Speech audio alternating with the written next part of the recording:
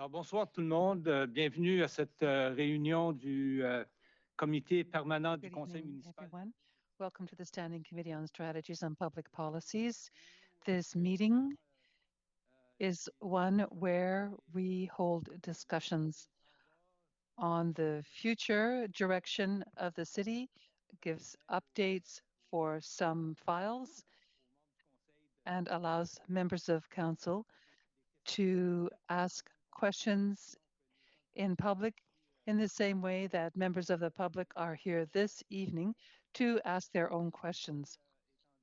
So having said this, let us begin right away with item number 1, which is a presentation by Kodiak Regional Policing Authority. Don Moore is accompanied normally, as is the case, with one of his aides de camp. So without further ado, you have the floor.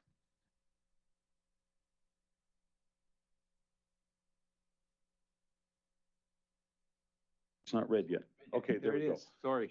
Okay. Thank you very much, Your Worship, and the rest of Council for having us here this evening so that we can present the 2026 budget proposal for our community. I'm trying to find the clicker to move this ahead. Okay, 1 second. Nope. Okay, just sees the arrows on the laptop. Okay. And that didn't work either. Up, down. Okay, none of it's working. So. Nope. Est-ce quelqu'un qui peut l'aider là? We tried that. Okay, this. Could someone give him a hand?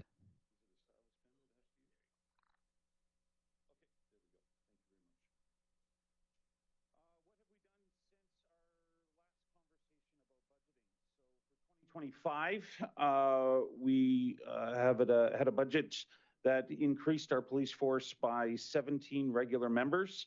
Now, this is a slightly outdated slide. The one was emailed to you the other day.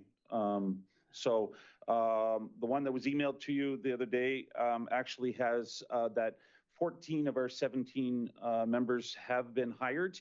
And we've been assured that the other 3 will be hired by the end of this year. Last year, we worked on a workload analysis. One of the recommendations of your Pair-Avail and Taylor police study or police reports. And also out of that, we developed an operational plan that was put together by PwC last year. And as part of that, not just the workload analysis, but also key performance indicators so that we can be measuring the right things for our community for safety and security. Lastly, the kind of a big area that we've been proud of is more community engagement sessions. So the police force has been out in each of the communities holding kind of town hall discussions with interested residents on what do they want in a police force. Next slide. So what do we know? Our operations plan had to do with population growth in our community over the last several years and just understanding the impact and performance of our police service. We've also seen that we have an increased number of social issues in our community, and some of those require a safety and security component to them, but also just understanding the public demand for police services and what they want to see. For this year, 2025, in the hiring of 17 police officers, you can see outlined under the 2025, this is where we're placing them. This is where our service provider, gave us a report last year on the intention of where they'd be placed within the police force. For 2026, the 15 additional police officers that we're proposing as part of this budget, 10 of them to be part of a dedicated traffic unit. Currently, right now, we do not have a dedicated traffic unit for this community. And you don't start a traffic unit at 2 or 3 police officers, we've been told. You started with 10 for this community based on the size and complexity. And then 5 additional police officers to be part of cell and court services work for a police force. I'll pass it over to my colleague who has a couple slides here as it relates specifically to a budget increase of 16.53%. Jean Gauguin. Merci et bonsoir à tous. Thank you. Good evening, all. With regard to the budget and figures, what we've shown is that where these increases are concentrated here, and the slide following will show this in addition. With regard to an increase in staff, you can see that a small percentage of this is explained by the 15 new additional officers who will be approved through the budget. It's mainly an increase of our new building, which is now under completion, and this will make a huge shift of about 403% from previous figures.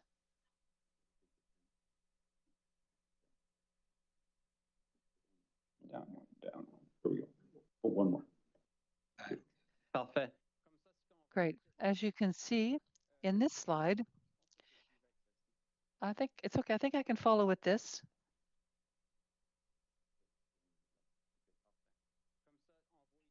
As you can see here, the 2.2%, an increase of 1.2, this is the portion attributable to new officers. And you can see that there are many indirect costs because of the increase of new officers, as well as those who are going to courts and cells. There's a big portion there. Also, there's new service level agreements. Things are happening with officers who have received increases. And once again, you see here, the 4.3% is explained by the municipal portion because of the lease, which is a major cost, which will be incurred. So the 16%, even if we had no new officers, there still would have been a huge portion for costs incurred as an increase from the 2025 budget, and that amount was 16.53%.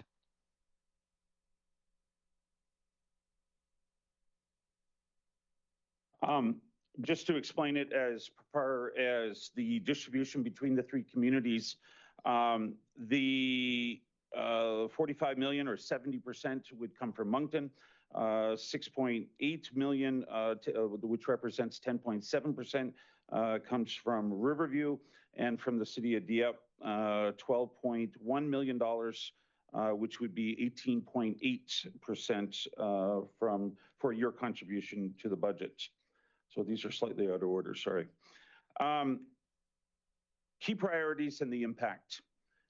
We've been looking for an understanding as a police authority, making sure we establish a fit for the purpose of our workforce as our police service provider.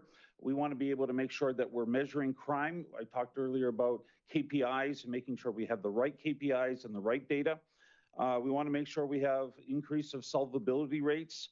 We're concerned about open air drug use. We want to make sure that there's increased communication and engagement with you guys, with other groups, with our residents. But we also want a traffic unit for our community because it's one of the biggest things we hear from when we talk to residents as well in understanding what is needed into this community. Oftentimes people, they remember what they look and see, or look, see, or feel, or hear. There's a lot of work that needs to be done in behind the scenes, but we also want to make sure people also feel safe as well.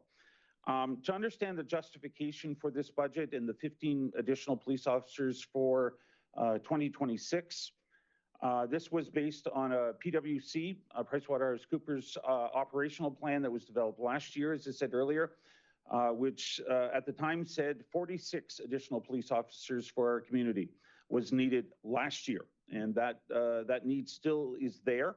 We spread that 46 out over 3 years, so 17 for this year, 15 for next year, and 14 for the year after. That workload analysis was, as I said earlier, a recommendation of the Perivale and Taylor reports and understanding the needs of our community. Your Worship, I pass it back to you. Question de la part des membres du Conseil. Question by council members. Councillor Godbout.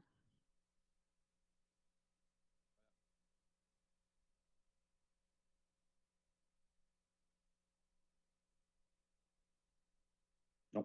No?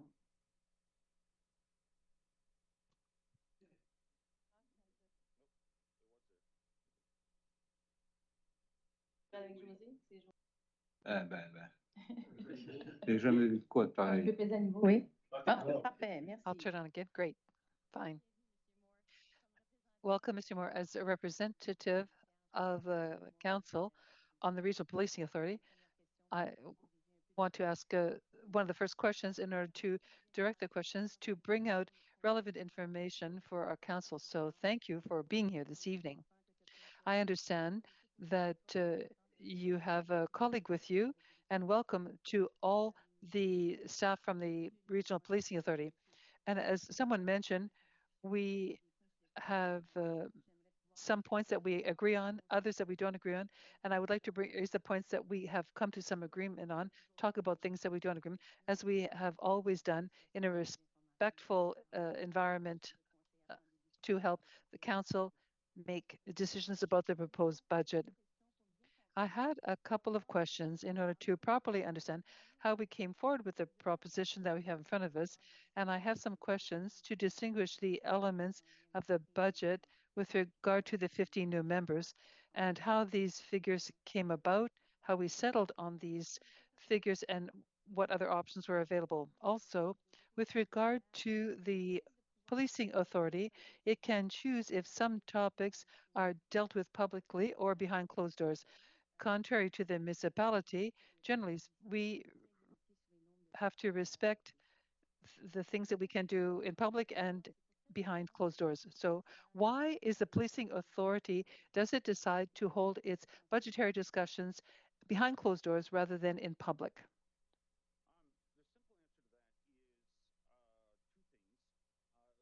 At the request of certain members of the CRPA, want more private meetings, that we should have more meetings that we can have more fruitful discussions that we're not necessarily in front of people. Some of the aspects of those do involve a certain level of security clearance. So the Police Act under 17.04 subsection 15 actually allows for any topic to be discussed in a public setting, in a private setting. With that, traditionally the budget process for the CRPA has been and discussed in private. And part of that is also so that we can have appropriate conversations with our service provider on why certain needs are needed, certain things are needed and certain things not, if you will. So hopefully that answers that. Merci. Je pense qu'il y aurait l'option. Thank you. I think there's an option of making some sessions public, but we'll agree to disagree. My second question is, during public meetings, interpretation services are offered to participants. During closed meetings of the policing authority, interpretation services are not offered to participants. What are the reasons why these services are not accessible in closed door settings, and how will you compensate for those francophones who want to fully participate in those closed door meetings? For sure. So we got a request just a couple months ago to look into that. Traditionally, there had been one-way interpretation in public meetings. So from interpreting from French to English. There had not been an ask for interpretation services in our private meetings. For us to be able to do that, there's a policy or two, I think, that needs to get updated, and our governance committee is looking into that. There's also a procedural aspect of making sure that the interpreter is also security cleared to participate in those discussions as well. On peut s'attendre d'avoir des résultats de vos efforts quand? We can expect to have the results of these discussions when?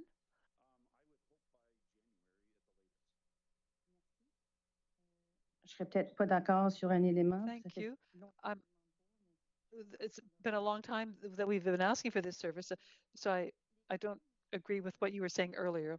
With regard to the policing authority, cannot give to their municipal councils a summary of the discussions and other information that is discussed during closed sessions. Why and for what reason is this sharing of information banned in the context of budget discussions?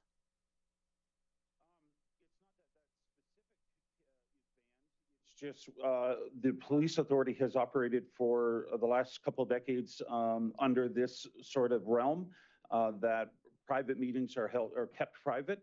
And for anything to get out of a private meeting, it would, in my mind, there's no policy on this, but in my mind would require the 100% approval of the authority to make sure that it's messaged properly, but that it's allowed out there. Est-ce que les conseillers ont demandé à un moment donné de pouvoir Did partager l'information? councillors ask previously to share the information and were prevented from doing so, of sharing this information?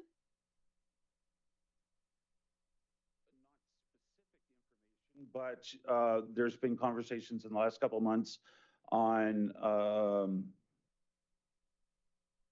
just the process of such. I think it's probably the better answer. Let's agree to disagree. Okay. During the process of preparing the budget, municipalities asked for detailed justifications regard to the criteria and the reasons that guided the reasoning behind the police authority decisions. However, the explanations were not provided for a long period of time, for many months now. What are the reasons why this refused or delay in providing the information?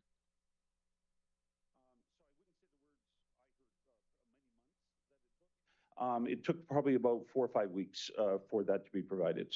But the justification is based on Perivale and Taylor wanting a workload analysis. That workload analysis determined the number based on a PWC operational plan that even us as police authority members were not allowed to see the whole thing because we didn't have the right security clearance. Let's agree to disagree. Un membre du comité de direction. A member of the directing committee said publicly at the last public meeting of the policing authority and criticized the Kodiak superintendent. Following this, there was a recommendation and they looked at the operational plan with the municipalities. What are the reasons which explain this reaction of the management of the policing authority? I may be missing part of the interpretation on that. So is there a way I can get that? Je vais me répéter. Oui. Un membre. A member of your committee, of the management committee of the policing authority, said publicly during the last public meeting of the policing authority, expressed some criticisms of the Kodiak superintendent following their information was shared, recommendations by the RCMP based on their operation plan with the municipality. What are the reasons which explain the reaction by the head of the policing authority?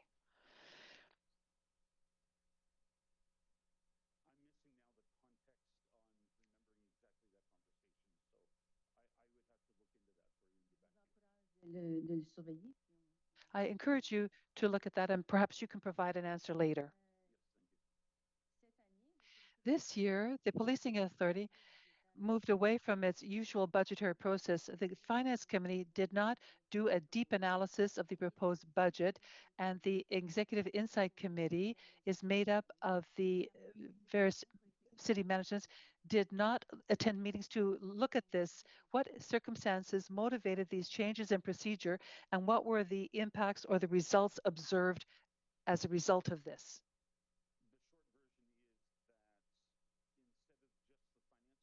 Looking at it, we looked at it as an entire board to make sure that everybody was a part of the process.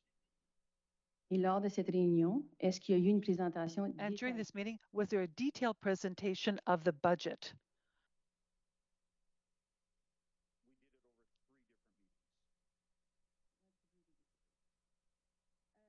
Constate que les ordres du jour. I note that the agendas and accompanying documents to meetings are often sent at the last meeting, especially related to budget. Members of the policing authority, have they expressed any concerns about the lack of information or the lack of time given to the policing authority to discuss and assess adequately other possible solutions in the exercise of looking at the budget?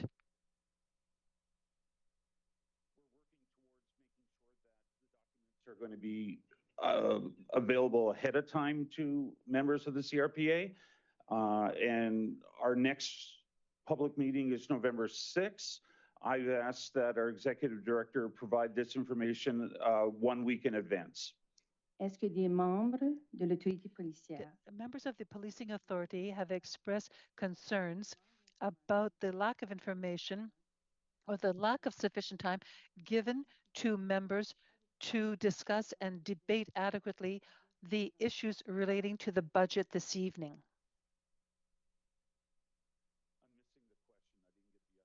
The interpreter, sorry, she's really reading these questions very quickly, and it's very hard because I don't have the question in front of me. If she could go a little bit slower, that would be great.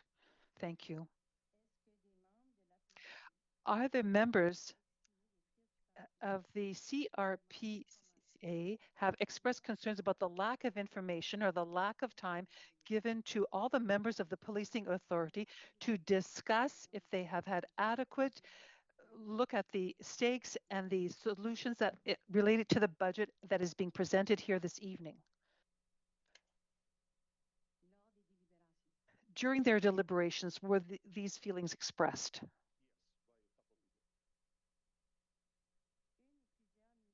One or many municipalities, do they have contested the validity of the decision made by the Council of the Police Authority? If so, what were the motives behind the protests that were raised?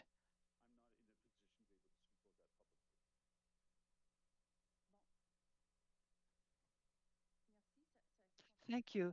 That's my questions about this, but I would have some questions about the budgetary options. May I continue, Your Worship? Thank you. I would like to specifically talk about the proposed budget this evening. Could you repeat, and I'm sorry, I want to make sure that we're understanding the same thing, the format of analyses to justify the increases of 50 new members?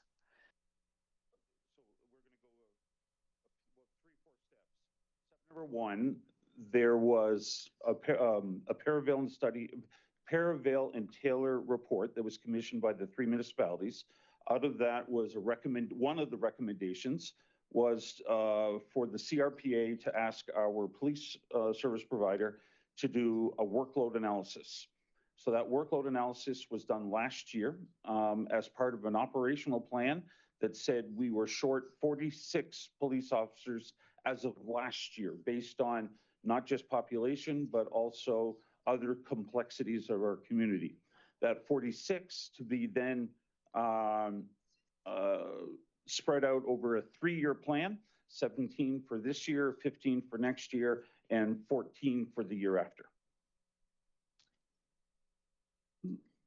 Est-ce que j'ai bien compris aussi que Have vous I correctly auriez understood that you had revised or read the operational plan that you are relying on?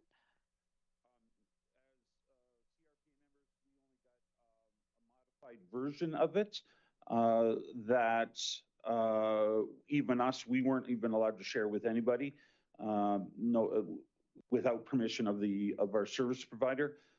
So we only have the shortened version, if you will, because we didn't have the right security clearance. Votre budget est proposé sur un rapport. Your budget is proposed on an operational plan that you have not read.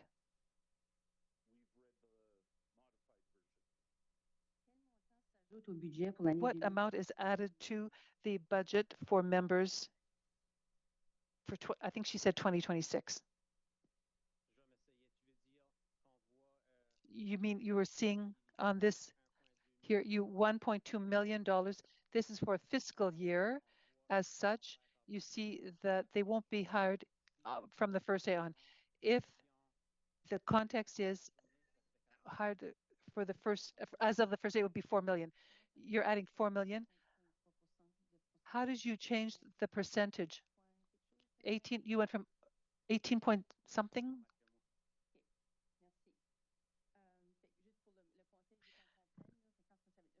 So when it's put in front of us, the amounts are not 16.3, it's something else. If we actualize it for the coming years, it's 18.81% because these people are hired for the fiscal year. Thank you. Any data available? Because we're looking Paravel-Taylor report, we know that as much as we can refer to it and the workload analysis in English, Paravel-Taylor also said that you have to go on the years where you're making decisions for the complete year. The recommendation number 3 indicates that we need the data and rely on the right numbers to make a decision. That's a principle that we rely on, reiterated in the Paravel-Taylor report. In the data available to us is the ratio of police officers to population, so pop to pop. Is it true that the ratio provincially would have been passed with an addition of, so in other words, if we added 50 new members this year, we would go over the provincial ratio of police officers to population? Yes.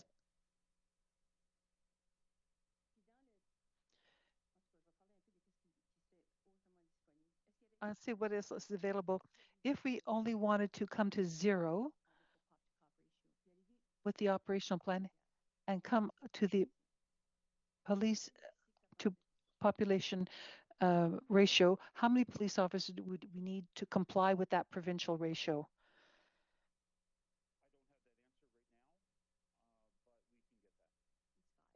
Is it 5? On verra. We'll see if the RCMP tells you and shares that information with you at the policing authority. Knowing that you don't have provided the criteria for your request for 50 new members, knowing that we have not received the information that we requested previously to support this request, what are the future steps for the policing authority if the budget is turned down or refused?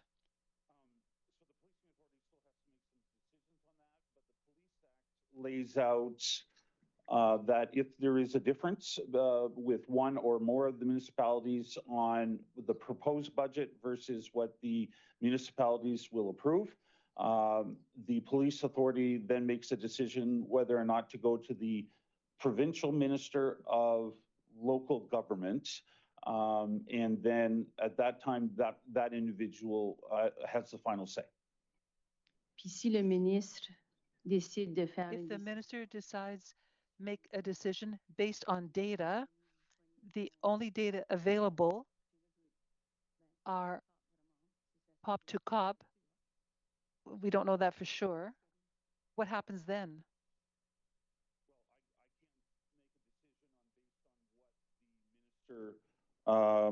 Will use to make his decision. It's a his. I think it's in. Mais ça peut être refusé puis la conséquence 0. Yeah. It could be turned down, and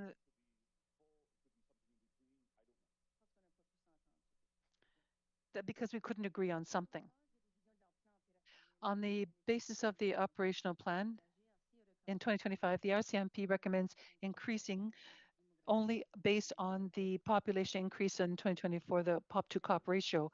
That is 5 additional resources, 4 new members and 1 municipal employee. Why is the policing authority proposing a budget including 50 new members when the management of the RCMP updated the operational plan this year and presented a recommendation of hiring 4 new members plus a municipal employee? Don't you have the same operational plan?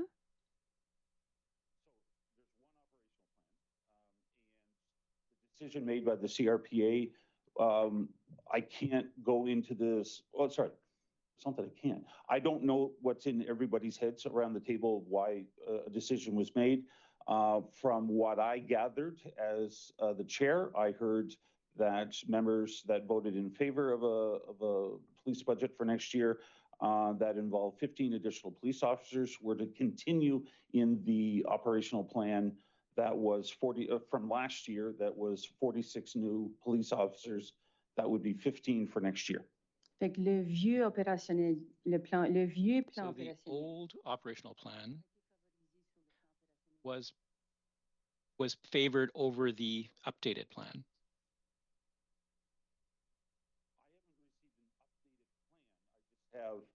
I think we received just other information or additional information. Moi, Monsieur le maire, j'ai plus de questions, mais j'aurais quelques Your Worship, I have no further questions, but I do have a few comments that I'd like to make. I can do that now, or I can wait. Well, let's see if there's other questions from other councillors first. I see a number of lights lit. Let's start with Councillor Turgeon-Roy. Thank you, Your Worship. I'm just going to add to what Councillor Godbout has said. In 2005, in the last budget, the municipality had funded an executive director position for a one-year period. And then with the creation of that position, it was clear that we wanted to promote better governance, transparency, and collaboration and communication. But with everything that I've heard, and you know, we are often told that documents are not available. That's what council is told. So I'm wondering, and I think the boat has been missed to a certain extent, but in the coming year, with the executive director and yourself, what will be your priorities for the coming year? I think at this point, it's really just to get better at what we do. As a police authority, it has taken 10 months for our executive director to get her feet wet, to be able to do what she needs to be able to do. But the executive of the CRPA has met with her a couple of times to discuss making sure that we do get better, so that we can serve not just the whole CRPA, but our community as well.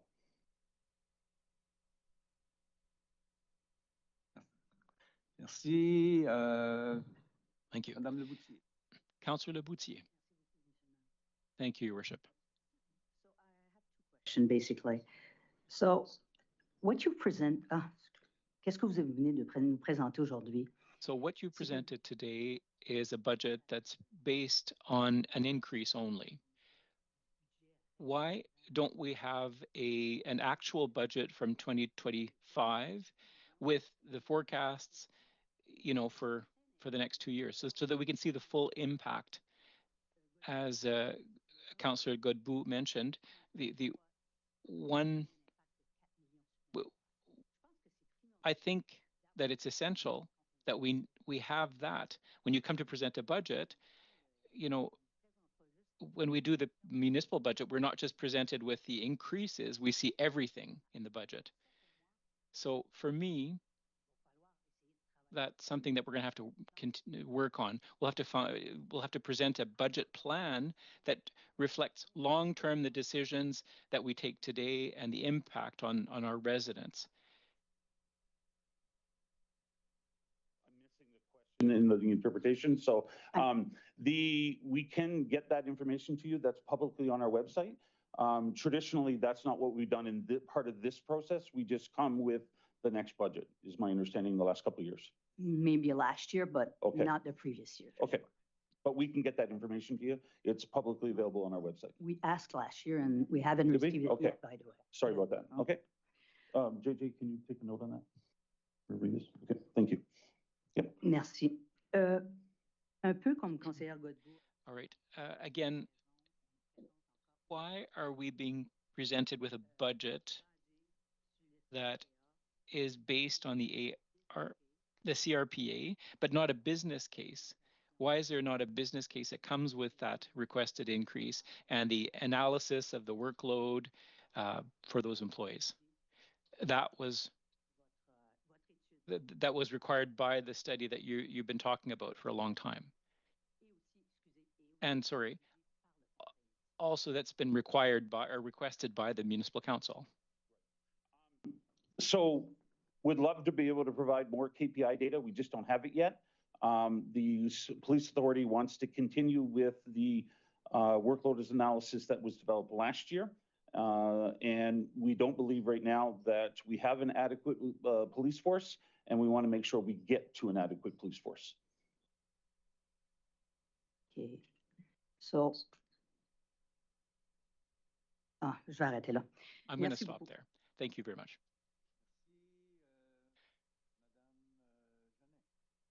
Councillor Jeannet. Thank you, Your Worship.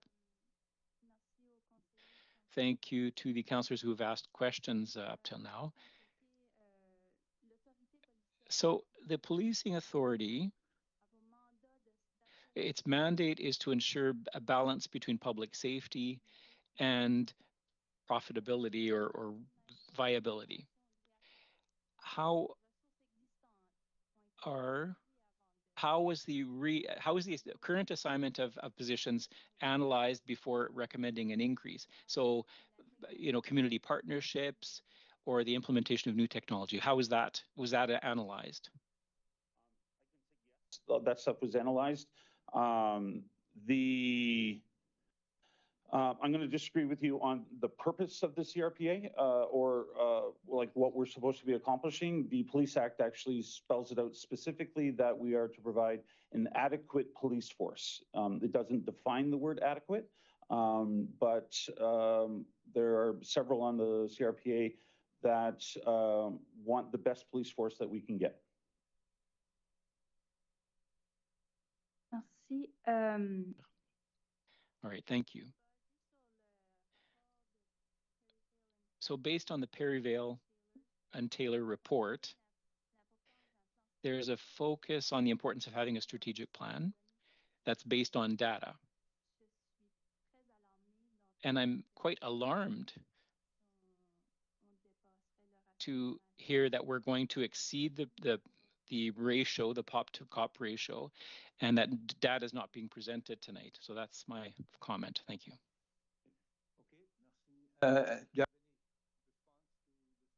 Yes. Pardon? J'avais avant ça, M. Brideau. Ah, OK. M. Thibodeau. Councillor Thibodeau, please.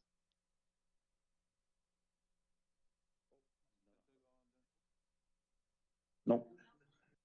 Oh. Is it working? Okay, now it is. To add to what Councillor Jeannet has just said, that we don't have data to justify the request. Now, given the freeze in property taxes that's been imposed by the provincial government of the increased cost of living and the obligation for the municipality to present a budget, a balanced budget, we can't make, we're not allowed to do deficits. How do you justify and ask for additional resources that is based on missing data or unclear data? That it's not that it's missing or like we don't have KPI data yet to judge our success of our police force right now. What we do have is a PwC operational plan that included a workload analysis that said we were 46 short last year. And as far as the budgetary constraints of the municipalities, I feel for you, I really do. But it's just not part of the mandate of the CRPA to take that into consideration. Ben vous allez aller au-delà quand même. But you're still going beyond the POP to COP ratio, though. As a provincial average. Oui. So we want to get up there higher. Mm-hmm. Yes, we want better. Pourquoi? Comment pouvez-vous justifier ça? Well, so how can you justify that, though? Complexities of the community with respect to safety and security and trying to make sure other organizations are doing their job with respect to social issues and so on. Thank you. Thank you. Monsieur Rideau. Councillor Brideau, please. Thank you, Your Worship.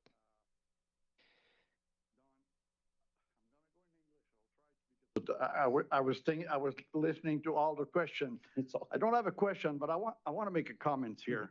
I've been hearing you talking about, oh, you want the best police force, the best service. Yep. Okay, in the future year. The last 4 years, okay, I'm just going to go 4 years back. Mm-hmm. I haven't seen any progress in the city of Dieppe, personally, and I've been complaining. Superintendent is sitting in the back there. He knows I've been talking. We hear you. What guarantees me that I'll give you your 17 men that you're looking for today? What guarantee do I have that the service is going to be improving for the next future? So a guarantee. Okay, and just one moment, because I've heard many answer in the back that, oh, our team is busy on St. George Street, so we know what the reason. Yeah. But they're not going to phase off. They're still going to be there. Yep. So to me, what I want to answer to our residents in Dieppe is that, yes, we're going to finally have a better service because we're going to be putting millions there on the table. Right. Okay? That's what, that was my beef. It's the belief of the CRPA that with 46 additional police officers as compared to last year, that we would start to see a significant better service in our police force, increasing solvability rates and so on. That's the belief of the CRPA. Merci, Monsieur Lantaigne. Merci, Monsieur le Maire. Councillor Lantaigne. Thank you, Your Worship. I'm not going to repeat, there have been a number of things mentioned here, but my concern is what I wanted to share. There's a lot of things that are not working that need to be improved. We hired experts that provided a report, the Perryvale-Taylor report.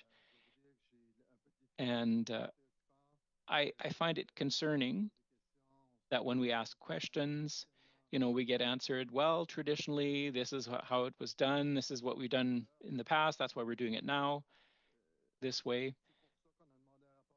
So that's why we asked for a report. So yes, there is a lack of data. There's a lack of figures for the budget, and there seems to be recommendations that are not being followed from that report.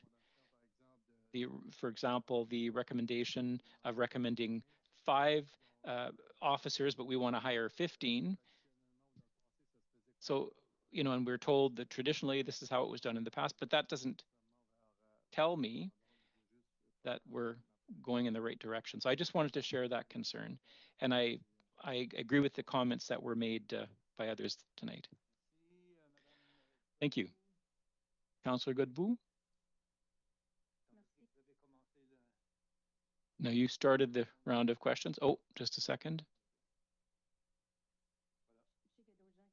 I know that there are other people that want to make presentations, so I'm going to shorten my comments here, but I just want to remind that our council passed a resolution in February. This was following a discussion on planning and evaluation of results with regard to the additional RCMP resources, and we adopted a resolution that required that any new substantial ask with respect to increasing the number of staff, that we would ask for a detailed analysis from the policing authority based on the criteria that guides our city, and that requirement is based on the principle of sound management of public finances. There are a number of factors that we have to look at, and we have to have reliable data. Now, I understand that that's not part of the mandate of the policing authority, but when you're asking for us for information so that it becomes a problem when you don't give us the data that we need to do our job. You're creating an obstacle. You're keeping us from doing our work when you don't give us the information that we need to do our work. So, and that's a real problem. You're coming tonight with an option. You're asking for 15 new members without real data to provide us to tell us, what that's going to result in, and you cite a document that you haven't read in full. So that document belongs to the RCMP, and the RCMP provided you with a viable alternative, and the policing authority did not adopt that. And that's what's kind of the issue tonight. That's what's difficult to reconcile, and that's creating frustration among the council. By not doing your work sufficiently, you keep us from doing our work well. And, you are removing options from the police. So you come tonight and you want 15 new members without data when you had the option of requesting only 5 with a much stronger argument. And we're told that the option is either 15 or 0. So it's really ill thought. And we met with you on a number of occasions, and I'm just going off script here, but I like to thank His Worship and the other councillors and other staff that who tried to convince you to not do this tonight, but you did it anyways, and it's a real disappointment. And the option that was presented by the RCMP was much more interesting, because at least it took into consideration that there were performance indicators that had been approved by municipalities. It promoted collaboration. Now, the option that they brought strengthened the reputation of the policing authority as a data-based organization as well. But what you're doing tonight is you're publicizing, you're telling the city that you're making decisions without those data, and that's not the message that we want to give.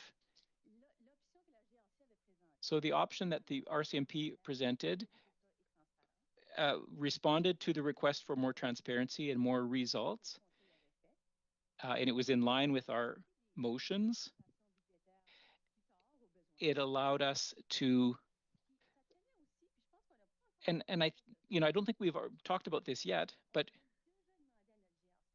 we've already asked the RCMP to incorporate the catching up of vacating posts. We're already asking them to hire 20 people to kind of catch up on the positions that are vacant.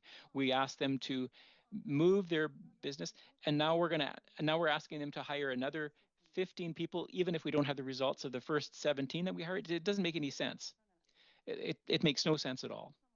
So my final comment on this is, for us, decision making that's data based allows us to respond to the needs of the population and to ensure efficient public policy. The CRPA was told on a number of occasions that this analysis would be required. This is a principle that's brought up in the Perryville-Taylor report. So I invite you to go and revisit that decision. I don't think you will do it, but I would strongly urge you to go back and read that report, because your actions have really limited our ability as elected officials to play our role. So it's really difficult to accept that. And it's important to keep into the needs and the capacity of municipalities when you prepare your budget. All right, well, listen, on my behalf, I can just talk for myself. I can't speak for the other 2 mayors, but I've talked with the other 2 mayors, but we were very disappointed with the meeting that we had with you a few months ago. It's very disappointing to see what you're coming with tonight.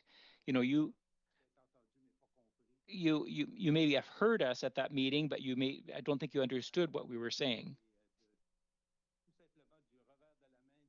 So just to say, that, we're just going to send this to the province. This is going to be a huge loss of time for everybody, and it'll be embarrassing for your group. So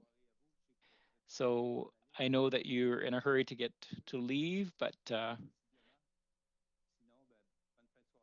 we have a good evening.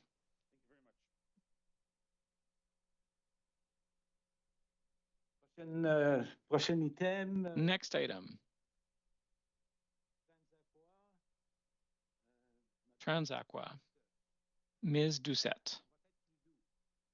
We'll be gentler with you. I promise. We'll be gentler with you.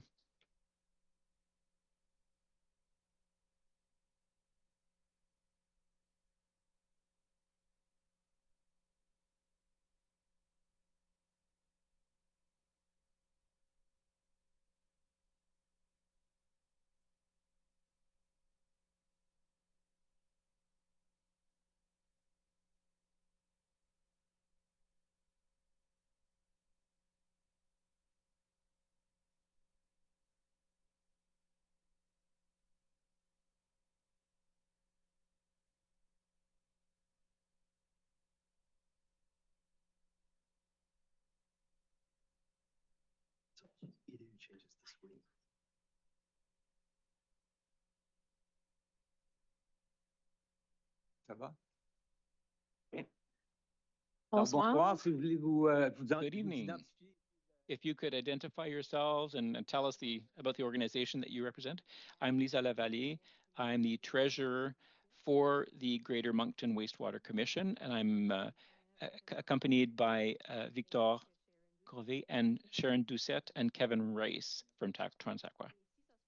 We're here tonight to present a draft budget for 2026 for Transaqua. I hope that I can make this technology work here.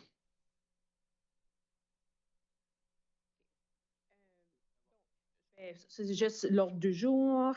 So this is the overview, but our mission remains the same. It's to collect and treat wastewater in a reliable, cost-efficient, and environmentally responsible manner. And our first responsibility is to collect wastewater.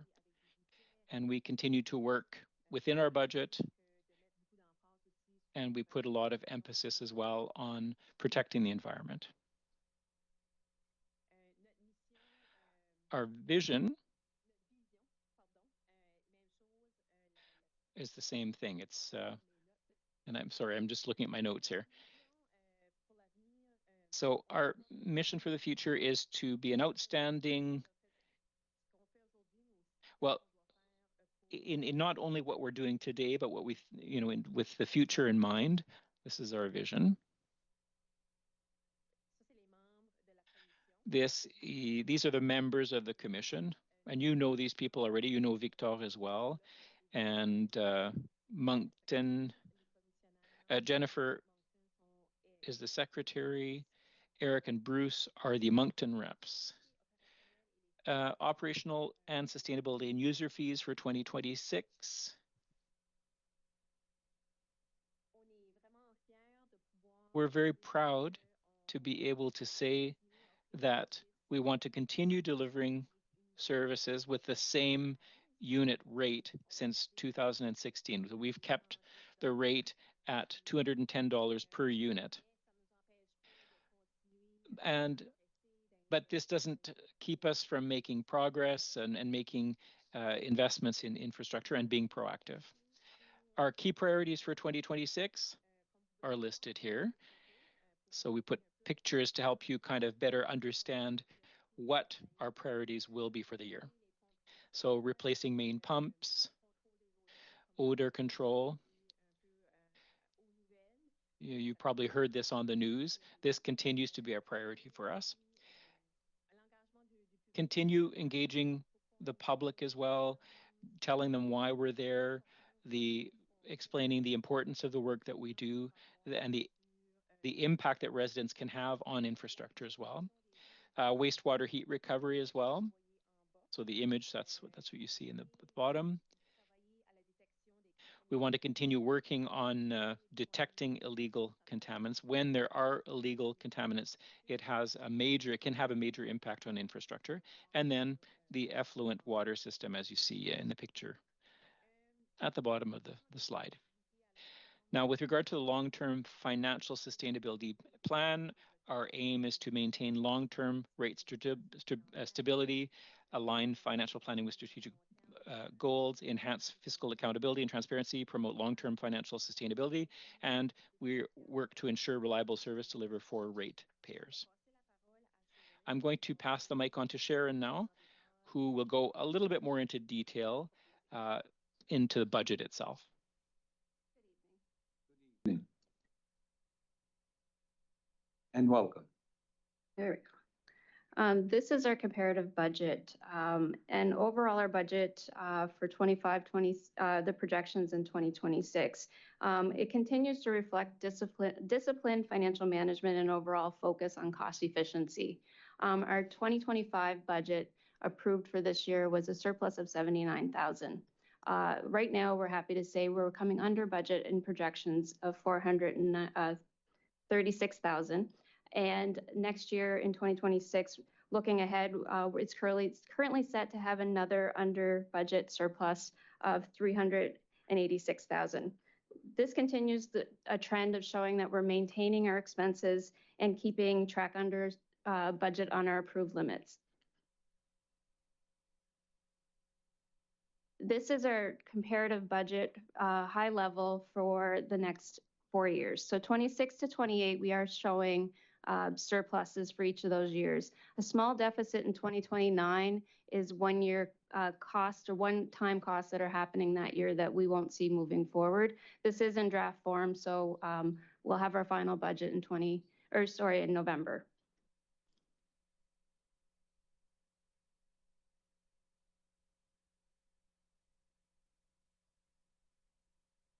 So this is our revenue. Our revenue is made up of user fees. In our user fees, it's the billable units that we receive from the 3 municipalities. This is consistent, stable funding for us.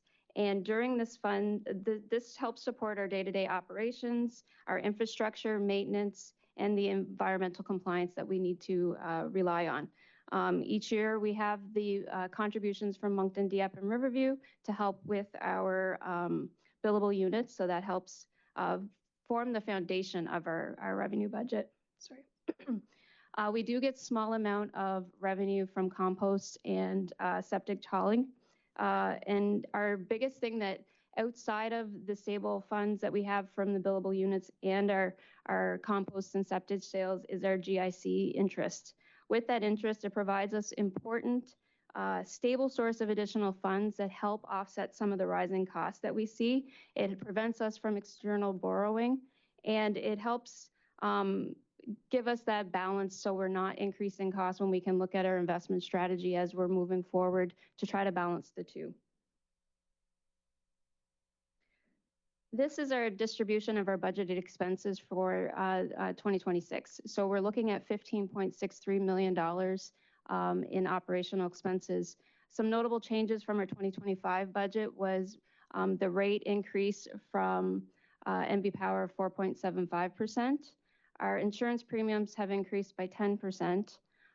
From 25 to 26, our capital plan, so the consulting that we have has shifted some of the priorities, so we do have a decrease substantially in our consulting. And one of the biggest wins we had this year was the implementation of our effluent reclaimed water system. So just to give a high level on that, basically we're reusing the effluent that we clean in the plant that we released back into the Petitcodiac River. We're actually using it in our process to clean our tanks or cleaning or anything that we have on a maintenance perspective to be able to reuse that water. So if we look at one of the quarterly bills that we would have, quarterly we used to have bills of $190,000. It's down to $70,000. So that's a substantial, innovative way that we can look at trying to have cost efficiencies. So a lot of our focus is trying to find ways that we can save money moving forward.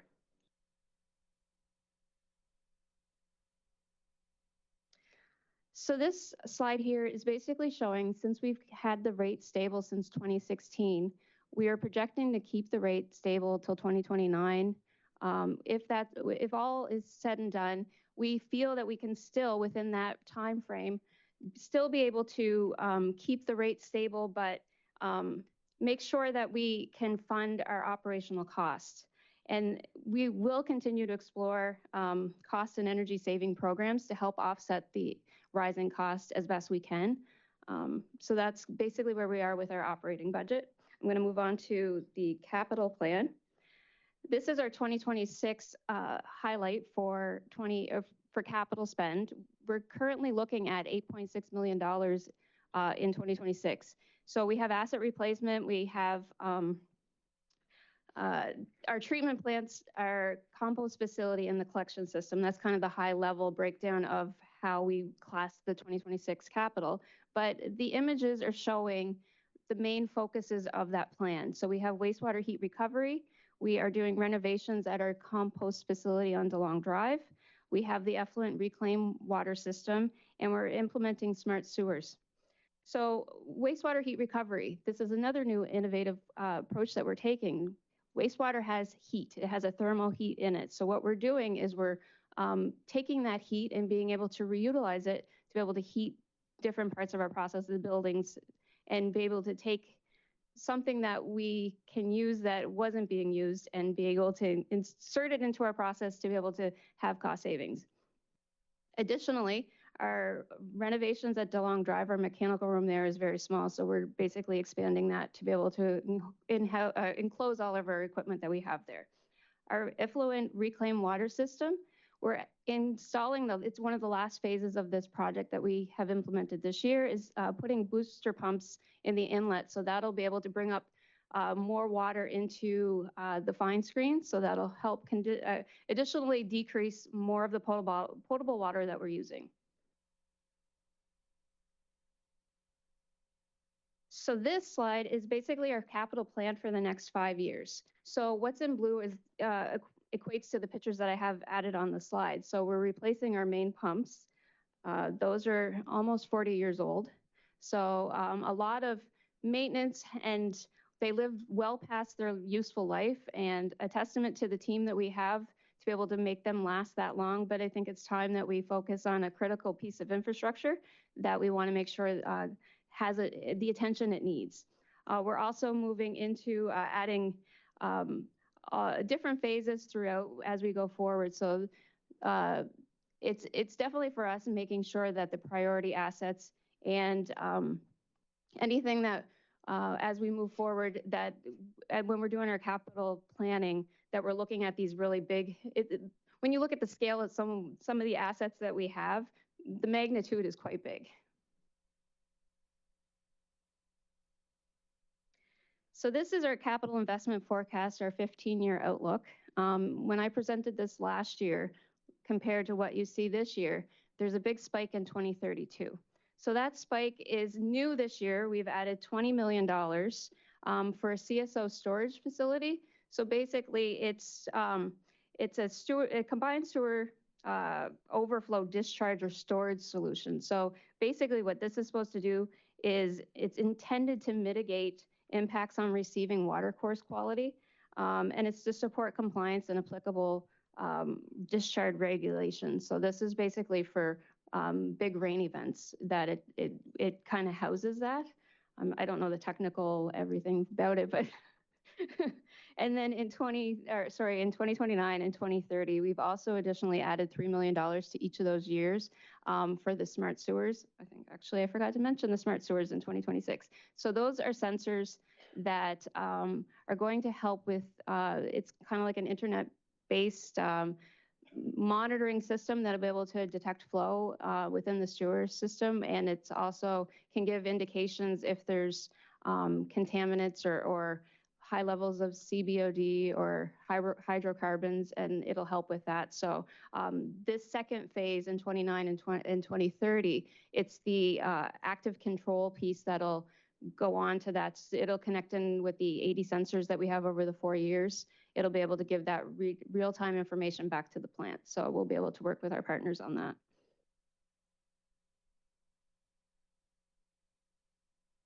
And my last slide is the liquidity. So this is basically where I'm forecasting us to be in the next 15 years. But outside of the scope that is not included in this is some undetermined items that we basically have to have conversations around, is basically the biosolids management strategy. We had information sessions over the last month trying to determine the future of our biosolids program. So decisions and discussions have to continue to be made there. Both of our compost facilities will be at capacity by 2037.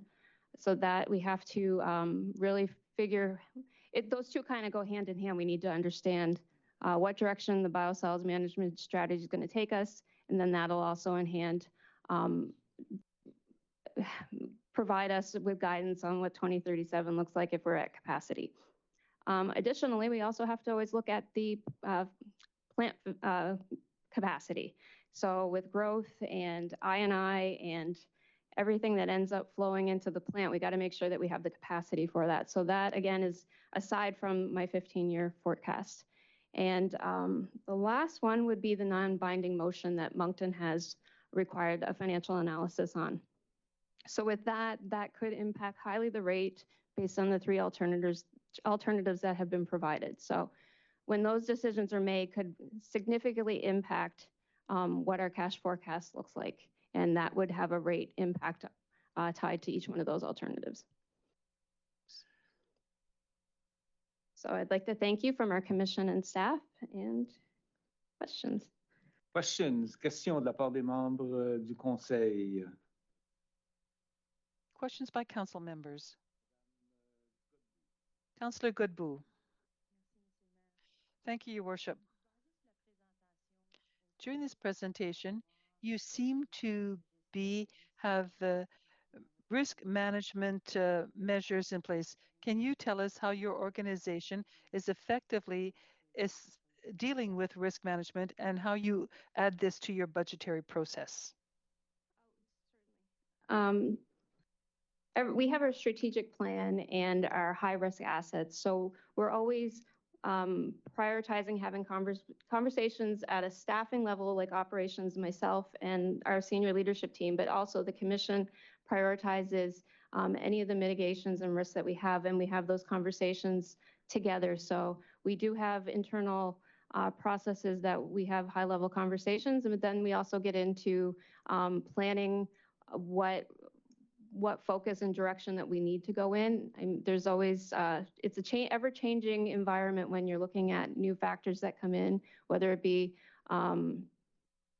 financial or just regulatory changes that happen, or even public information that comes to us that we have to have those discussions. So it's one of those things that we always have to make sure that we're prioritizing internally and externally.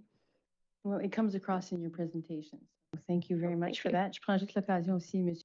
I would like to take this opportunity to say that there are two representatives who are on this authority with Transaqua. So thank you very much for your interest in the city of Dieppe, and thank you also for being here this evening. Thank you. Any further questions? If there are none, once again, we thank you for your excellent work.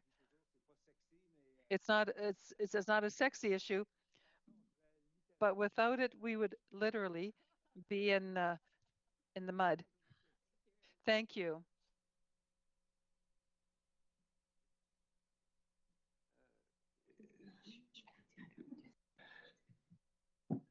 Maintenant, présentation du...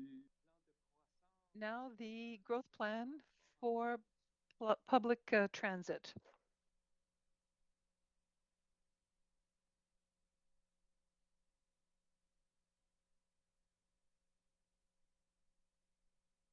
Parfait. Merci, Monsieur le Maire. Great. Thank you, Your Worship, and good evening, Your Worship, members of council. I'm not an external commissioner, but I think my presence here will align with this issue that we're dealing with next. I'll be presenting in detail phase 1 of our growth plan for public transit. There's a lot of information in the presentation, but I'll do my best to be clear and concise in what I'm telling you this evening. Quickly, to give you the context of our reality is our growth and our answer to this. Our answer to growth is mainly about mobility and the growth that we are living in Dieppe and over the last many years as well. I would also like to add, before giving all the details of the project, we are talking about the capacity and density. And so we will say that mobility is changing in Dieppe, and with this transformation come changes. We see things differently. We're looking at the capacity of the infrastructure and the impact on our transportation modes. As you can see how people move. So if you move 50 people by walking, on bicycle, in a bus or in a car, it has a different impact. And also, what's interesting about mobility and public transit is the growth in density in the city and the infrastructure growth that is necessary for these developments and the kind of units that we are going to see. Once again, density at the residential level goes hand in hand. Another impact which we feel in the city is about the ridership of public transit.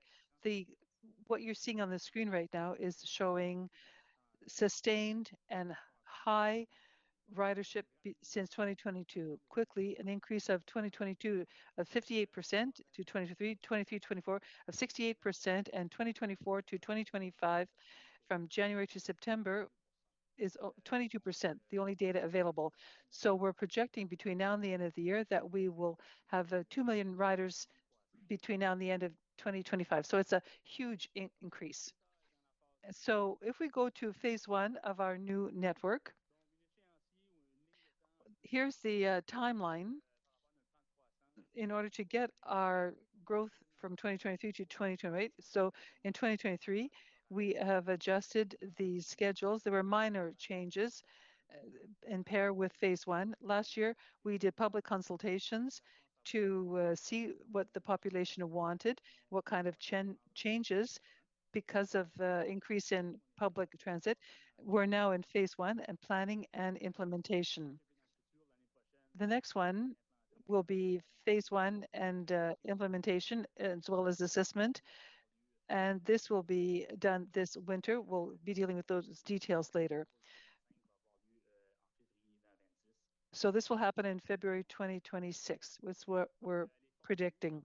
Phase 2 and 3 will be discussed quickly, and I'll come back to this in the course of the presentation. We anticipate in 2027, 2028 what's going to be happening, especially with regard to the fluctuations in public transit and financial issues. We might be revising these dates, but this is the plan that had been originally put into place.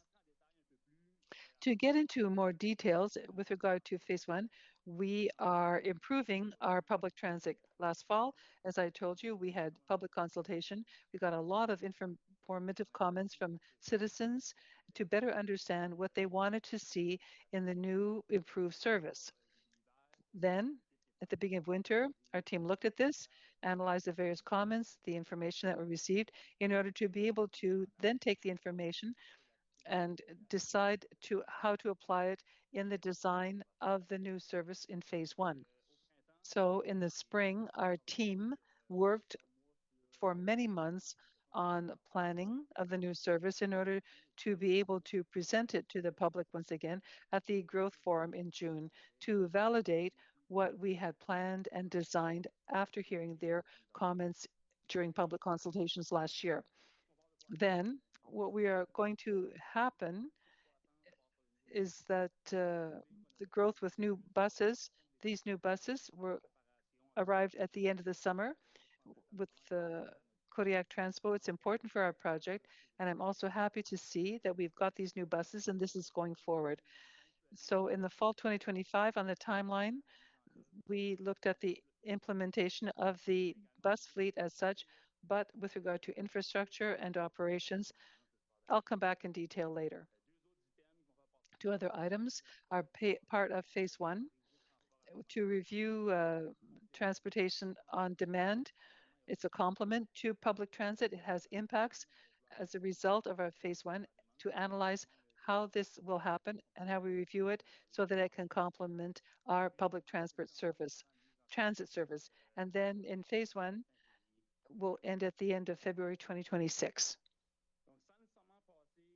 Without necessarily going line by line in this slide, I'm going to put forward the main lines of what we heard during the public consultation. One came out often was frequency. 2/3 of respondents talked about improved frequency of routes in Dieppe.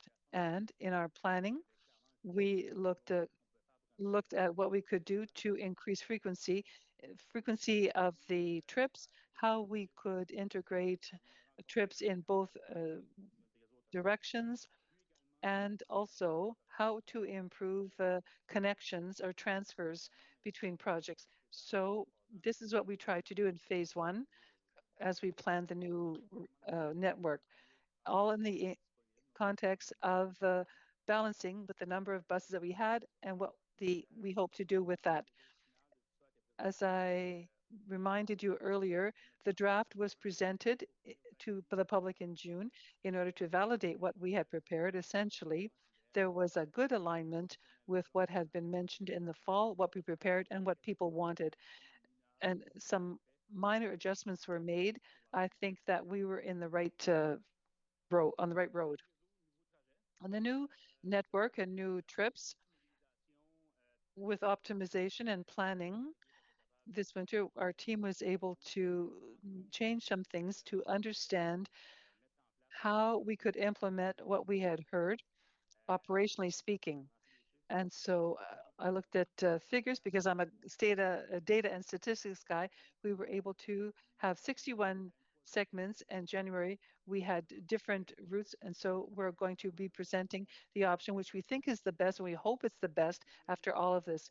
So the new network will go from 3 to 6 trips with a wider service zone, improved service, more frequency on these trips, and bidirectionality and improved transfer points.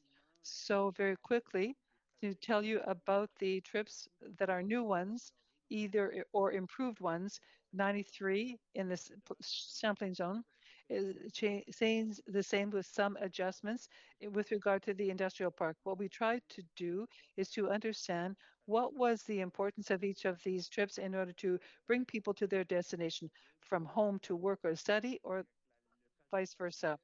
93 essentially it brings people to work in Gould and industrial parks. 94 A and B goes in both directions, and this is for residential users. 96 also goes in both directions, and essentially it's our spine, if you will, trips that people do in order to go around in a circle and to get to various parts of the city. And finally, there's bus 98, Chartersville, once again, essentially a residential service. So what you have on the map here, it shows not a new network, but our new network, new trips, but 196 stops, a total distance of 104 kilometers. We're adding a second pole, transfer junction rather. So it's a marked difference in the network, and it's an essential element. So there's Place Champlain here in blue, and we added another transfer point at the other end of the city. So it's a strategic place with regard to the new route. And so essentially, this second point here allows us to add smaller trips. Another important element is that we have trips inside the city of Dieppe. This is another element that had come up in the comments by citizens.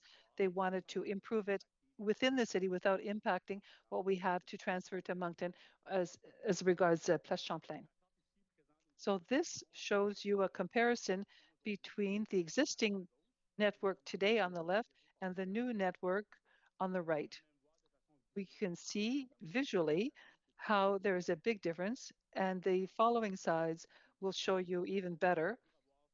It's hard to see on the map, but the orange trips, which are 93 and 94, which is in mauve, this represents one center, one direction, and then the other color shows another line. So trips start from Place Champlain, and from B, they start from the aquatic road on as a point so there's a redundancy with regard to stops and networks or trips going in both directions. Here you can see an existing map with various interest points in the city. Up on the scale, you have the major points, the industrial zone in pink, commercial zones in purple, recreation in green, health clinics in red, residences, shelters are in red and blue, and high density residential are in yellow. So what is fun to see here, and this is new, that we have some vacuum at the east of the city. You can see this is an area that is not served. So we're pleased with our new improved service. You can see the difference here on the map in the same area where we really have served this area of the city. So this is going to become our area of development. These changes will happen, and not only today, but in the future. So it makes a big difference, as you can see, with regard to the zone served. What you can see in gray shade is the network itself. So it represents access to the network. Normally, we have a 400 to 500 meter margin from steps, and in gray, you have which is in walking distance of the stops along this network. You have better access in these cases. To summarize, the existing network compared to the new network, you have we're going from 3 trips to 6, 42 kilometers served to 104, 101 stops to 196 stops, and frequency, you have transfer junctions, 5.5 stops per hour, and in Place Champlain, we're maintaining what we had, but what's interesting is that there are more trips. There are as many passes per hour by bus, but different stops. And from Place Champlain, you can see the difference for other areas of the city. And average frequency, the biggest difference is what's happening in the Aquatic Street area, 1.7 trips per hour. You're moving from 1.7 on average to 8 trips by every hour. So it's a huge difference. So the coming slides show this. Here you're at Place Champlain with the network, and you can see how many go by per hour on a normal day. And then essentially it's the same thing, but the difference shows that there are many different trips going by. From Place Champlain, you have access to different places in the city compared to what is happening today. So you're going from 3 to 5 trips. And the same on the Rue Aquatique, you can see it's low here, only some trips per day, but with the new network, the improved one for phase 1, all the 6 trips will be going through the transfer points for Aquatic Street. So there's a big improvement there too. With regard to schedule, it's fairly simple. We have the same schedule as today. These schedules are for the 3 new trips. And what is important to say, and what we've observed recently, is there seems to be an increase in ridership in off point hours. So ridership is good through the day, and we can see their peaks, the peak times in the morning, at the end of the afternoon and early evening. But we've noticed an increase. So this shows that there is demand throughout the day, and not only from peak times, but it's more pronounced than before. So this tells us that there is increasing demand over the course of the day, and not everyone works from 8 to 5 anymore. And so this is what we've noticed lately. We talked about the service and what is the infrastructure which is necessary for this improvement and what we need to put into place in order to provide the new service. So there are new stops, as I mentioned. So there's an increase. This will be achieved by the time of the end of October 2025, and we'll be ready then for the implementation for wintertime service and also bus shelters.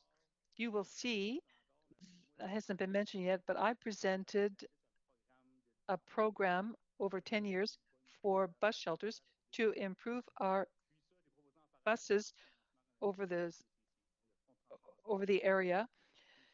And essentially, what we're showing here is that we are prioritizing sites to be at the right place where there's a need.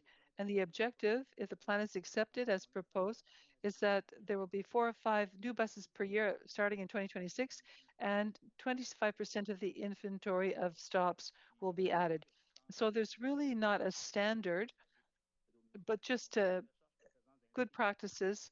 It shows that 25% is an objective and a reasonable one for a municipality like Dieppe. Here's another essential component of this is what we're calling transfer junctions, and we hope it's be completed by the end of November. As I mentioned already several times, it's essential to our operational services. So here, in what you see in the yellow circle, is we're going to change what's happening here, and once it's properly developed, it'll be there for the future development and growth of the city. The trail will be behind that space there, and also in future years, we want to improve what's happening here, and also with walking and cycles, we want this to be a working hub. We hope to improve it over the years. I wanted to share with you some interesting comments about the socioeconomic impact of our public transit. This tool allows us to modelize and geolocate the data.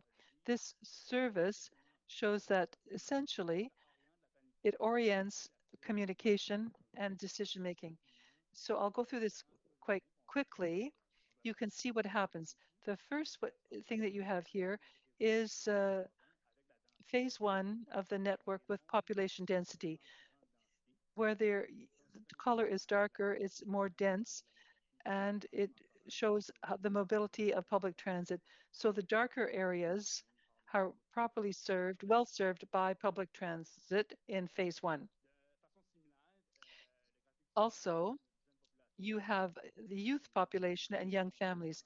So dark blue represents a higher concentration of younger families, and you can see from these zones that you have public transit there. On the opposite side, you have an older population of seniors. You can see that there is a difference where people live in the city. So you come back here to see that what's in the dark color, you can see there are newer areas of Dieppe, and throughout the city, they are neighborhoods that were a little older, and allows us to properly serve the different sectors. Here you have a connection between low-income families.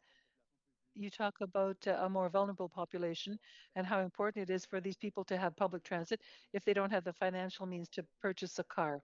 Once again, it's important for us to attach these people to our public transit service. What you see here is low income after taxation. All of the data comes from Stats Canada 2021. So it's interesting to note that next year there will be another set of data, and I'm sure that it's going to change a lot of things because of the market growth in the city over the past years. We are going to continue to observe this and to see about the development of the city on socioeconomic terms and how we can improve our services based on that. Here you can see very quickly the active population, working population, the connection between young families. You can see the same neighborhoods in the city. And finally, you can look at the level of unemployment. Darker areas mean higher unemployment. So if we talk a little bit about objectives and resources and our strategic plan, and so what we are going to do is discuss this. So after we look at this slide, you can see you have the spinal cord of the city. So you can see that there are tangible advantages ecologically, environmentally, and demographically. So if I take two objectives from the strategic plan 2025-29, I can say that mobility is one of the top objectives. So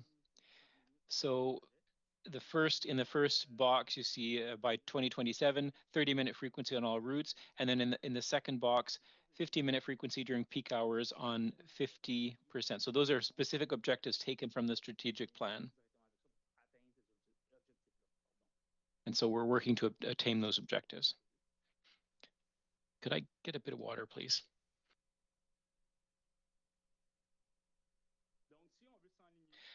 So if we want to align ourselves with the objectives that I've just presented and with our different phases, so phase 1 will allow us to partially achieve objective 3.2.1.4. We won't meet, so we'll be making progress, but we won't achieve all our objectives. And then phases 2 and 3, as they're currently planned, we hope to fully achieve the objectives of 3.2.13 and 3.2.1.4. But that's what we're anticipating today. And so those future phases, I just want to give you a brief overview of that, what that could look like. It's based on a preliminary analysis and high-level planning, but I want to kind of give you a picture of what's coming. So phase 2, we would be looking to increase our service area, so the airport and aviation area, the Dover area. We want to add a new route on Dieppe Boulevard. So from Dover Road. So it would be north-south, a north-south road on Dieppe Boulevard. We also want to increase frequency of Route 93, so moving from east to west. So so that would be done in phase 2. And then we'd like to have a third transfer hub in the Dover area. So I showed you we want Dieppe, Champlain. So our third transfer point would help us connect the various parts of the city. And then in phase 3, we're really aiming to increase frequency, so by 50%.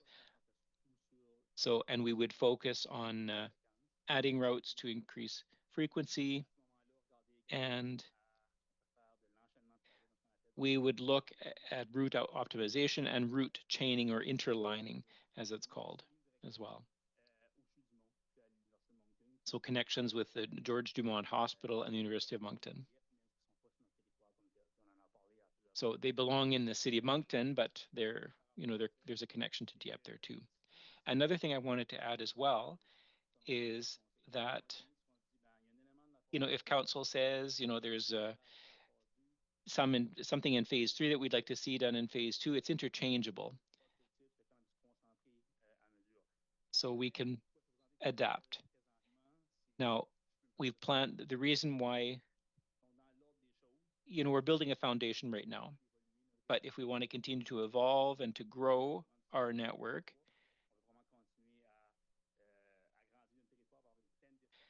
we want to increase and provide full service, and then increase the frequency and optimization of routes.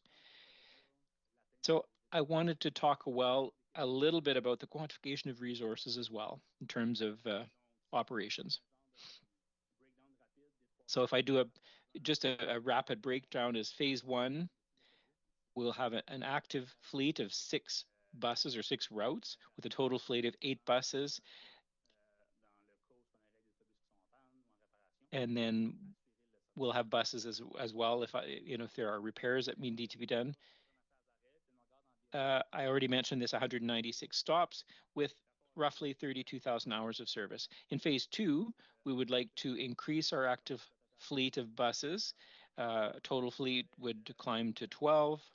The number of stops would increase as well. We'd go to 218, and we're aiming for 48,000 hours of service. And then phase 3, which is still kind of under analysis, we know that we're going to finalize our service areas and the number of stops. it's still under analysis. We've got 230 stops, but the rest of those criteria are under analysis. So in conclusion, what are our next steps? So as I mentioned, we'll have new stops. That's underway. We hope to finish that up by end of November. And we're going to commission our various buses. And we will have to look after the operational and technological integration.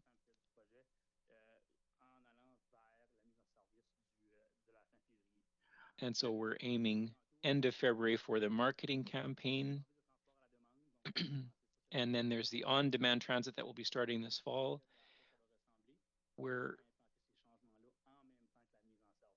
hoping to complete that as well by the end of February. So and those changes have to be made at the same time. And then finally, we have to sell that to our residents. So we'll have to have a marketing campaign. We're planning that at a strategic point in the month of November. All right, thank you very much. Any questions from councillors? Let's start with Councillor Lanting. Thank you, Your Worship. Just a comment and maybe a question. So first of all, thank you for the presentation. Excellent work. It's great to see how there is definitely been a clear improvement in service. This weekend, actually, I was talking, this is an investment, it's not an expenditure. So this weekend, we were at a conference for the Francophone municipalities in Fredericton, and I had the opportunity to participate in a workshop provided by 3 panelists, and Yves Bourgeois from Mount Allison Faculty of Social Sciences was there. And he also has expertise in this area. He's looked at public transit.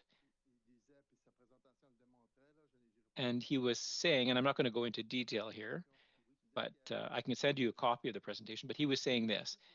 There's a cost to have transit, but the cost is even greater to not have public transit.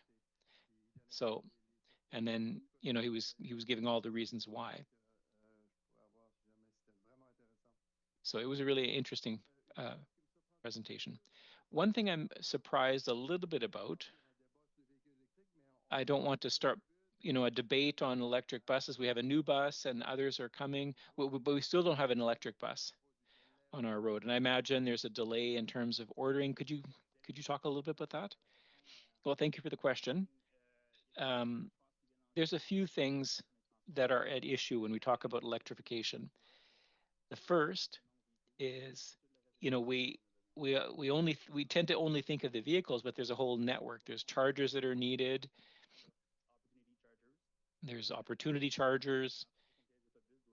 There's also the warehouse that has to be renovated to accommodate those chargers. And then there's an operational thing too. I'm not an expert on transportation, but it has a major impact on how the service operates.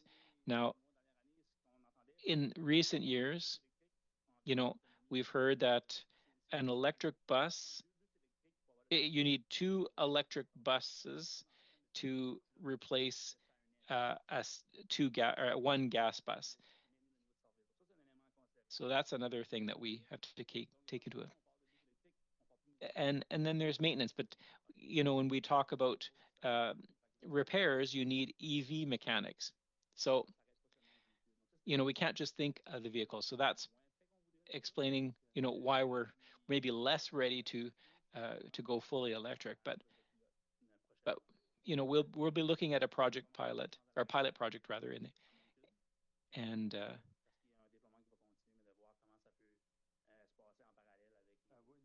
Moncton is going to be doing a pilot project. But well, do you have an idea when we'll have our first electric bus on the roads? Is it 2 years down the road, 5 years down the road? I think probably not before 6 years. I could be wrong, but that's what I think. Okay, I had another question. For the youth, Now remind me, but service is free for them under 16, under 18. Yeah, 0 to 18, it's free. It's free. I think that's important because, you know, me at my age, I'm still young, but I would really have to change my habit. But if we get young people in the habit of taking buses, it'll be more natural and easier for them to adapt there. Okay, well, thank you very much for your presentation. It's never too late to start.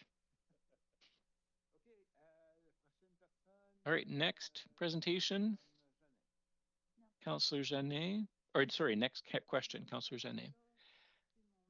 I want to have that map for my wall. I'm so impressed. I'm so impressed by the work that you've done. Congratulations. I see that you put a lot of work into that, and you know what that represents. It's going to be great for users. You know, just adding that second terminal rather, that's going to add a huge amount to the city. It's a link that was missing in our city, and so I'm just elated. Thank you also for all the data that you provided on those maps. Excellent work. So my question is this.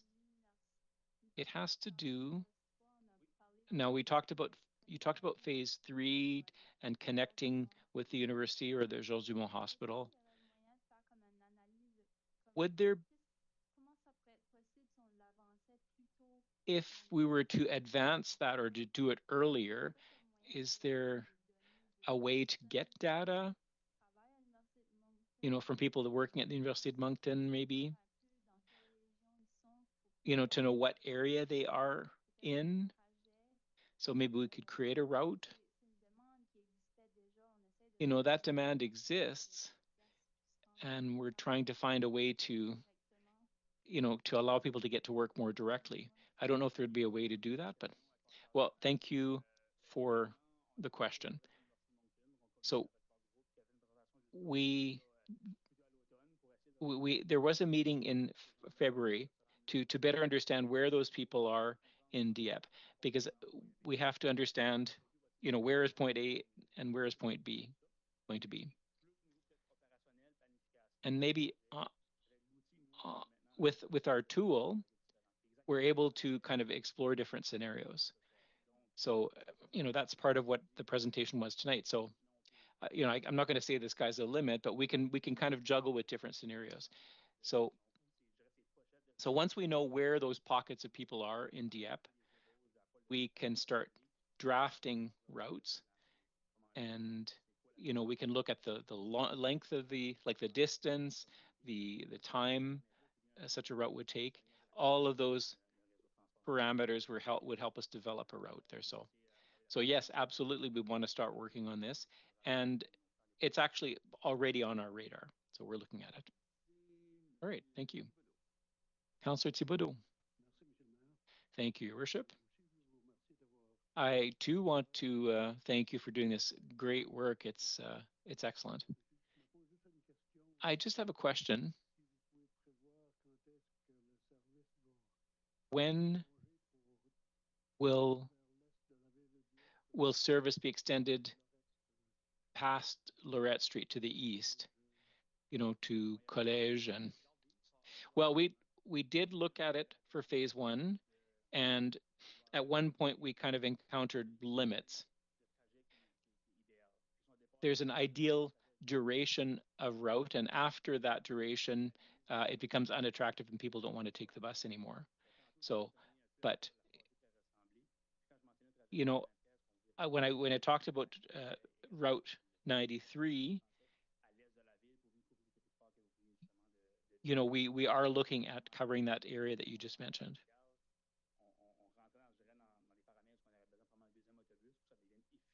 We determined that it would take a second bus for that route to be more effective. But yes, it's already in the plan to get into that area, but I hope that'll be part of phase 2. I'm told that there are a lot of, you know, students from the piloting school that have to either take a taxi or walk. So, okay, my second question is this.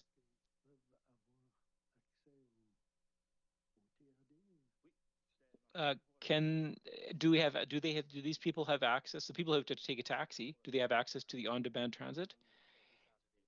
Yes, on-demand transit does serve that region. So if you have somebody who lives on Chartersville, for example, and who wants to get to the piloting school, he can go to the end of the bus limit and then take on-demand transit to make the rest of the journey.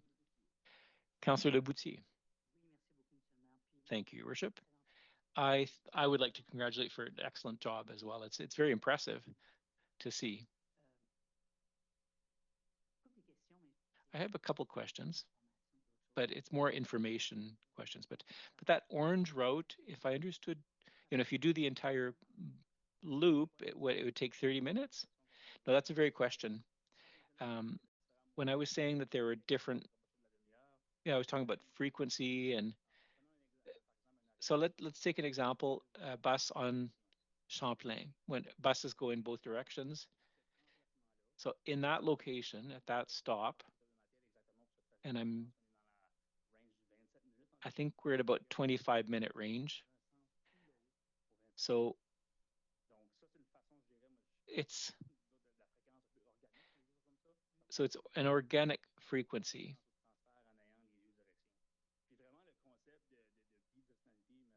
So bidirectionality is something that we want to promote here. And in phase 3, when we optimize things, then we'll say, okay, like there are 2 buses, 93A and 93B, and then we'll add 2, and then it'll cut that 27-minute duration in half. All right, thank you. Okay, the transfer hub, that's very interesting. How many people do you think will use that hub in a specific time frame? Okay, that's another good question. We haven't looked at that yet, but it's something that we do want to monitor. And we're trying to get we're trying to put in place a solid kind of data collection tool. But the way that we'll monitor that is how we monitor other stops. We get raw data from OC Transpo. We process that data. We create tables, and so we'll definitely be monitoring that stop or that hub. The software doesn't allow us to predict ridership or frequency of ridership, but we'll have to measure that. And I didn't mention this in my presentation, but I want to say that the development of that at that stop will be installing 3 bus shelters. I think it would be crazy to bring all those people to that hub without the necessary infrastructure. So we'll start with 3, and we have the physical space for 5 shelters, but we'll be making improvements on that. All right, that was my next question. All right, great. So Mr. Campbell made a presentation on September 15th on statistics, and I don't know, maybe the staff received these statistics, but he said that 55% of the active population who lived in Dieppe, 55 plus,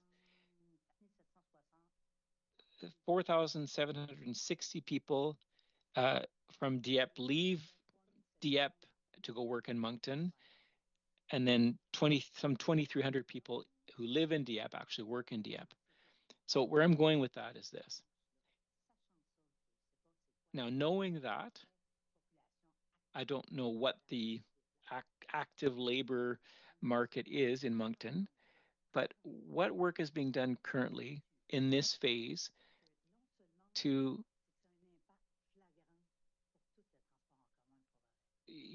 because it has an impact on transit. I have colleagues who live at the other end of Moncton, and sometimes it takes them an hour and a half to get here. I know we can only control our municipalities, but there is an impact on a big part of our population.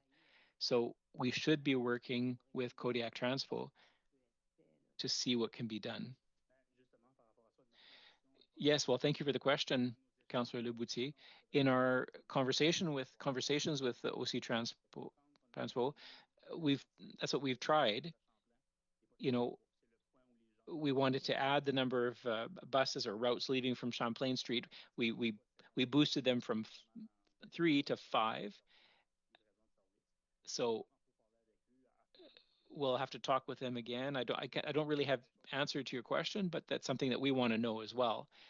We want to make sure that we're not, you know, solving one problem and then creating another problem elsewhere. But it's a bit of juggling of schedules.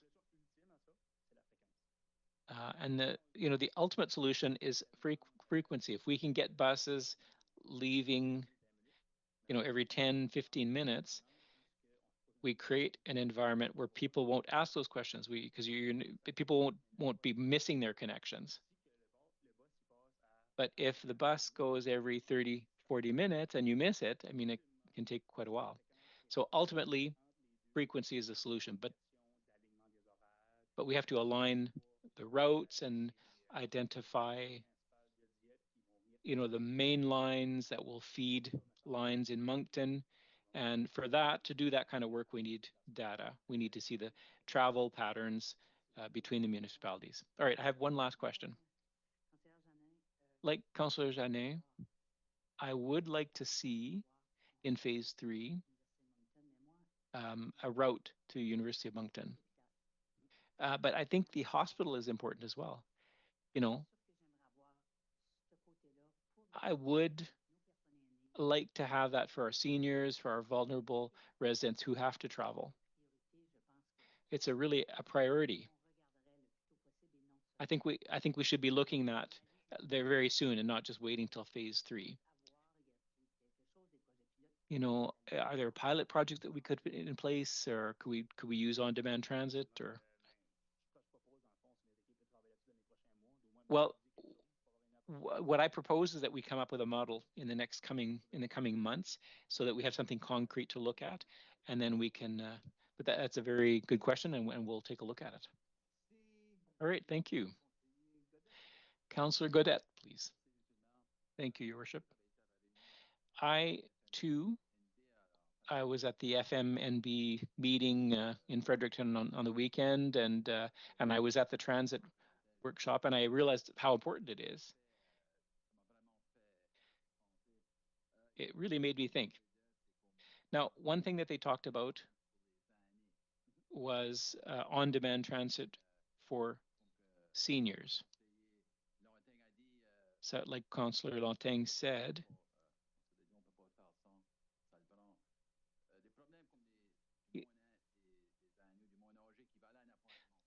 like seniors who want to go to an appointment, for example. If we had a system to bring them there, I think that would be more on-demand transit. A lot of people miss their appointments because, people say, well, listen, my son or my daughter didn't have time to drive me. So they were talking about that in this workshop, and I realized, yes, that's true. I'm a senior, so I'm just wondering if you thought about that.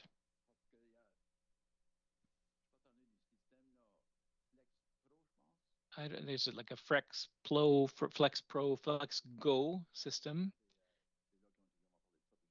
So they talked about that, and I was, is that something that we're looking at having? Well, I would say that we already have something that responds partially to what you're talking about, and it's adapted transport. So people have limited mobility. This is a program where people can apply for the program. There's some criteria that they have to meet, and then there's a certain number of routes that are available to them. But if we're looking more broadly, we've been looking at this for, how do we define what is reduced mobility? What are our criteria? So reduced mobility does not necessarily just mean people who are in a wheelchair. It can be broader than that. So I think the answer to that is that, are we going to broaden our services that we already offer our adapted transportation. And well, that's where I was going with that. You know, it's not necessarily people in wheelchairs, but I'm thinking of somebody who lives alone, who doesn't have a vehicle or doesn't have transportation. That's more who I was thinking of here. So I don't know if we could think of that. Yeah, we've clearly thought about that, and I think the next step is we're looking at creating scenarios. What are the criteria, and then we can come back to council and say, okay, we'll broaden the service in this way. Anyway, so that workshop made me think of that, and I just wanted to mention it. Okay, good, very good point. Any other questions? I don't see any. All right, thank you for the presentation. And we will now move, unless people need a 5-minute break. 5 minutes? Okay, 5 minutes, and then we'll come back. Nobody's moving? Okay, if you don't move, then we're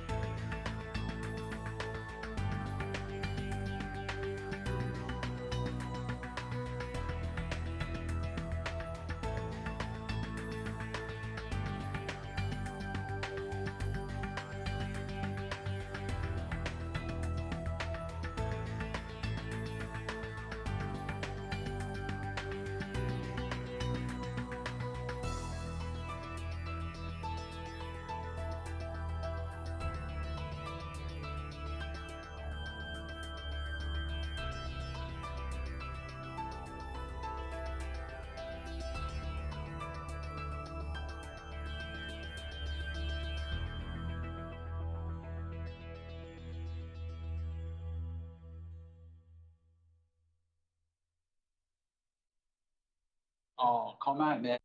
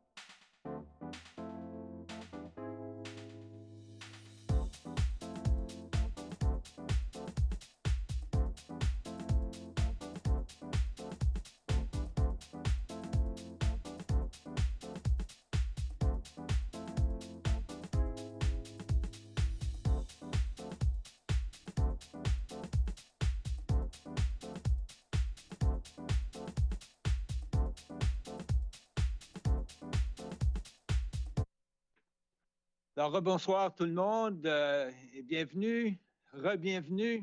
Good evening again. Welcome back. We'll continue on with our next guests who will be telling us about their program is Kodiak Transpo. Always a pleasure to hear back from you, and I know there's a good relationship between the two organizations, and it's well appreciated. Alors, sans plus tarder,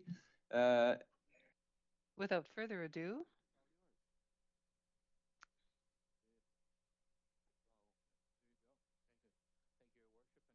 for having us here. Normally Angela Lane would be here. She's out of town. So you're stuck with Bob and I. So I'm Greg Hauser, Deputy Treasurer, and Bob is Supervisor of Finance Administration for Kodiak. So we'll try to make it brief for the presentation, a little bit of highlights from what's currently ongoing, what's in the future for some of the specific overall Kodiak projects and things, and then more specifics about the budget specifically related to the city of Dieppe. So a few things in 2025, and Jeremy's talked a little bit about these things, but I'll touch a little bit more. There's new buses that have come in for Dieppe. 5 of them, in fact, fleet preparations are ongoing. Things, as he said, technology, basically a new fare box is going in them, a combination of things, inspections, various things. They'll be prepared between now and February, so they'll be fully completed. The intention is February. Continued recruitment of drivers and mechanics. Mechanics is an issue across the country right now. Not enough mechanics for the bus systems, and all the buses are being added to the system. We're in the same boat. So we basically are continuing to do major recruitment on the mechanic side, because without the mechanics, we've got basic repairs to do on the existing buses, then you get the new buses added on. So that's a very heavy focus.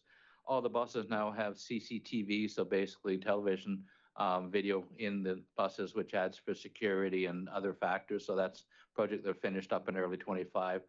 So if there's ever any issues, we can record and be able to provide that to the police services, things like that. As you likely know, labor contract was ratified in 2025 for a 5-year contract with the ATU, with the union. So that's all set for the next 5 years. So that looks after that issue. In 2026, there's a few things on the go that will be coming either on go now and coming to completion. I heard you guys touched on a little bit in an earlier presentation, Jeremy, and we're doing something similar in Moncton, a route planning. We're doing urban transit growth study. That study is coming to conclusion. Some of the things they talked about were some of the things similar that some questions were raised here about interlining transit directly from, say, Dieppe into downtown Moncton, direct Moncton into, rather than going through some transit hubs, trying to go direct, so it makes it a more efficient system.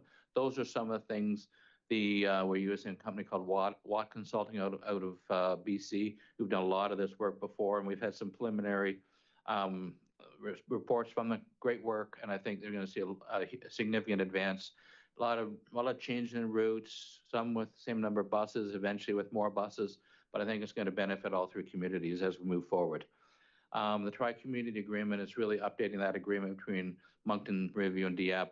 The major changes there is it's going to be a sort of, and it's really enacted for 25 is hourly charge, so based on the number of hours. Before, it was a real convoluted formula, so we tried to make it simple so that if you say, okay, I want 100 more hours, here's what the cost is going to be, rather than trying to go through a convoluted formula to get there. Fare boxes, the current provider of fare boxes is no longer going to be in the business. They're backing out and moving along. So we've, in the last 6 or 8 months, we've already put the RFP out. We're working on the fare boxes now. So the intent is there'll be new fare boxes that would be installed, number one, on all the new buses, plus they'll be replaced right all at once, which is going to be an exercise on its own, to basically be put in the new bus, all the buses. So there'll be 40 odd fare boxes going in the buses. Things that it'll be able to do is reloadable cards. So you won't have to go to, say, Shoppers or to the stores anymore. You'll have a card for monthly pass holders, and you can renew it or reload it online. That's good. Future benefit of it, you'll have probably in the third quarter of 2026, will be debit and credit. So you can go to the bus and just use debit and credit on the bus with these fare boxes. The data will continue to be very strong. That'll help in route planning. And I heard some questions to Jeremy there about that. That same thing, that helps us. We have the same issues in Moncton. There's a proposed $1 bus passes only, not cash fare, but bus passes. So that would be on the adult, student, and senior. We're still under the market rate across Atlantic Canada. But as the system grows, we continue to look for small ways to help augment the revenue. We have growth in ridership, but also the $1 rate isn't significant compared to other areas. There was one question I want to bring. The question of electric buses came up by, I think, one of the councillors. There is an RFP out right now that the City of Moncton is partnering with the City of London, Ontario. So it includes buses, it includes the infrastructure, all the charges, all of those things. So that RFP is out. There has been numerous questions come back from proponents. It's almost a turnkey situation that would happen. So that's probably going to be something that gets finished towards the end of the year, early next year. And then once we see that, we at Moncton will order 2 electric buses as a pilot that was mentioned. And through those, unfortunately, the electric buses may take 2 years to come in, from the way the backlog is in the production, 2 years to 30 months. So, but once that comes in, we will do pilot projects, as was mentioned. So you are talking probably 3 to 4 years out before you really get it down that road of, and it'll be interesting as the advancements of electric buses and whatever else happens in the industry. It'll be an interesting development where it goes from diesel to zero emission buses. But we'll start down that road at 1, and we'll figure out what we don't know. So. So that's that side. A little bit on the ridership. So this is basically the ridership, and you'll see the growth from 2024. And Jeremy touched on some of these numbers. He was going back to 22, but you'll see the growth significant in the overall community. I think this is Dieppe, but in the overall community, it's continues, and you'll see and the drop off in May to June is just because students form a significant part of the those taking the bus. So May to June, it drops off because the students, university and such, are now gone home. They're not using the bus as much, but it is almost a significant increase, which is great for all of the communities involved. So a little bit about the budget for Dieppe for 2026. So the middle column is the budget for 2025. You'll see it show 27,000 hours. The projection is only 17, just under 18,000 hours. The reason for that is there was expectation that the new buses would be coming in February and March of 2025. There was a delay in production. They just came in just recently. So that's why you'll see the projection is significantly lower than the budget, because don't have the buses, you don't have the increase in hours that Jeremy's referred to in your sort of phase one of your plan. On the overall budget for 2026, you guys are looking going to 29,879 hours, so just under 30,000 hours. The administration cost goes up to just over $2 million. Bus servicing will go up. Obviously, you'll have more buses, so the service goes up. I want to highlight something on the bus storage. Your report may have showed a bus storage cost in 2026 of just over $300,000. The correct number is $125,460. So a small N increase, and that's because basically it's based on the number of buses. So the more buses you have, the more costs for space. Replacement buses, an interesting one, because of the buses you're bringing in, it does allow you to replace in bus now. So whereas before you didn't have the extra fleet or the extra stock. So basically there's a charge for using Moncton buses for replacing buses. Now you're going to save that by having your buses in here. So that savings alone pretty much pays for the cost of the bus that you're at, the extra bus and more. So it's a wise financial move from my side too. On direct build maintenance, the maintenance costs are going up in comparison to 2025. Two factors: more buses, also significant increase we found in cost of parts. I've seen it on city side and different things, partly due to inflation, partly due, unfortunately, to tariffs. We're already seeing those in the parts and automotive and bus parts. We're seeing a significant increase. So that's part of that cost, plus the number of buses you have. And then the shelter maintenance is going up slightly. On the offset, you've got revenue that's increasing based on the number of buses and based on the ridership.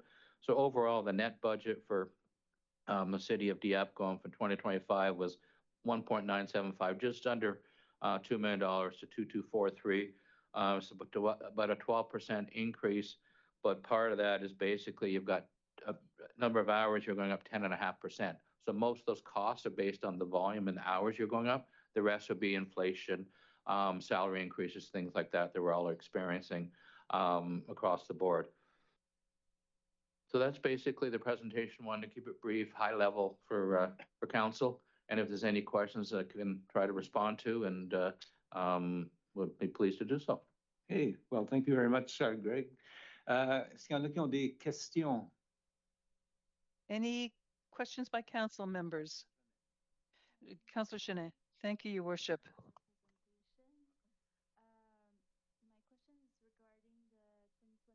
Planning, the fare boxes, I didn't understand, they arrived already or they are expected to arrive? We have them in. The supplier is working on there's a lot of technology involved, so there's probably 45, almost 50 fare boxes to work on. So we're working through that, and what we'll have to do a swap out of the fare boxes all at once, because you can't have the old fare boxes, new fare boxes in the system. So there will be a period of time, probably 2 or 3 days, hopefully. We'll try to do that over a time when the system is at its slowest. And of course, the new buses will have all the new fare boxes in it. So we're working through that. Bob's involved in that project, but it's a great project, going to be a great advancement for us. So when would it be expected to be in the first summer? quarter? No, first quarter. And in first quarter of 2026. So okay. Yeah, February, March. Okay, that's good news, because we'll have the real reloadable cards available, and yeah. No, it'll be a nice benefit for everybody, especially those with passes and things. So thank you. You're welcome. Okay, merci. Autre question? Thank you. Any further questions? Hearing none.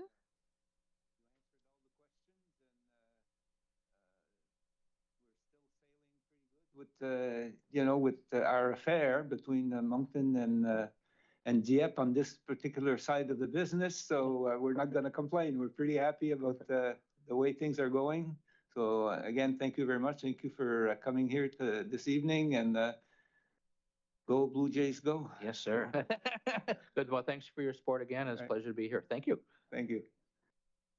Maintenant, présentation de... Now a presentation by the members of the Expansion Dieppe team.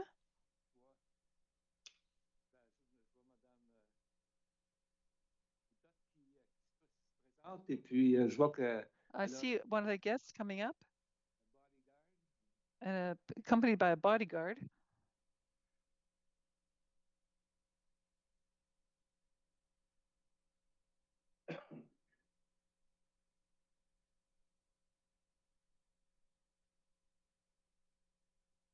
Bonsoir tout le monde. Mon Good nom evening, est everyone. I'm Jessica Boutet, Treasurer of Expansion Dieppe. The director is sorry that they are unexpectedly absent, so I'll be doing the presentation to the best of my knowledge with what is known. And I have Robert here, an employee who is here to help me if you have any questions for us. Just to remind you that we're in our first year of our strategic plan, 2025 to 2028. We remember our mission, our values, and our new vision. So our values are integrity, team spirit, and dynamism. Our vision for the strategic plan 2025-2028 is to become a key actor in strategic economic development in its area, in an environment where businesses and the community evolve together toward a prosperous and resilient future. In our strategic plan, we've identified various orientations with deadlines, and the orientations mean that we are working at clarifying and redefining the role of Expansion Dieppe jointly with the city of Dieppe, and we want to ensure the structure with Expansion Dieppe and also with the city of Dieppe for 2028 and 2027. We also have a global vision 2040 for economic development in our area jointly with the city of Dieppe to have a joint vision with your strategy as well and to evolve the offer of service of Expansion Dieppe provided in 2026, integrate sustainable development and social responsibility through all of our practices, also jointly with the city of Dieppe. So these are the orientations that we'll be working on between 2028 and 2040. The mandate is to ensure sustained growth from the city of Dieppe and its tax base, and to prepare to make viable investors and entrepreneurs realize objectives to permit real estate development and stimulate and promote innovative economic environment which is diversified and prosperous, and also balance economic priorities and municipal ones, move the residential ratio and non-residential 60-40, and diversification of various economic sectors, transformation, fabrication, innovation, support services, and retail service.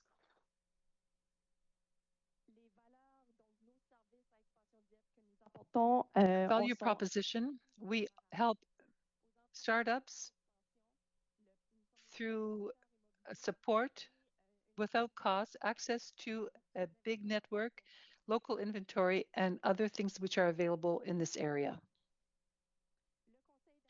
The board of directors of Expansion Dieppe is here in front of you. The president is Roger Melançon, Paul Chasson, vice president. I am secretary treasurer. Yvon Lapierre is the administrator. Marc Melançon, administrator, and Angel Spencer is administrator. Adèle Gonzi, administrator. Denis Abad, administrator. Josie Turchandrois, administrator. Paul Godet, administrator. Gilles Savoie says president, but he's administrator. There's an error there in the slide. And Emmanuel Duguay is an administrator. With regard to Expansion Dieppe team, you have the executive director, Louis Godbout, Robert Audoux, director of business development, Sylvain Nadeau, director of real estate projects, Marie-France Deraspe is assistant to management, Isabelle Boulet,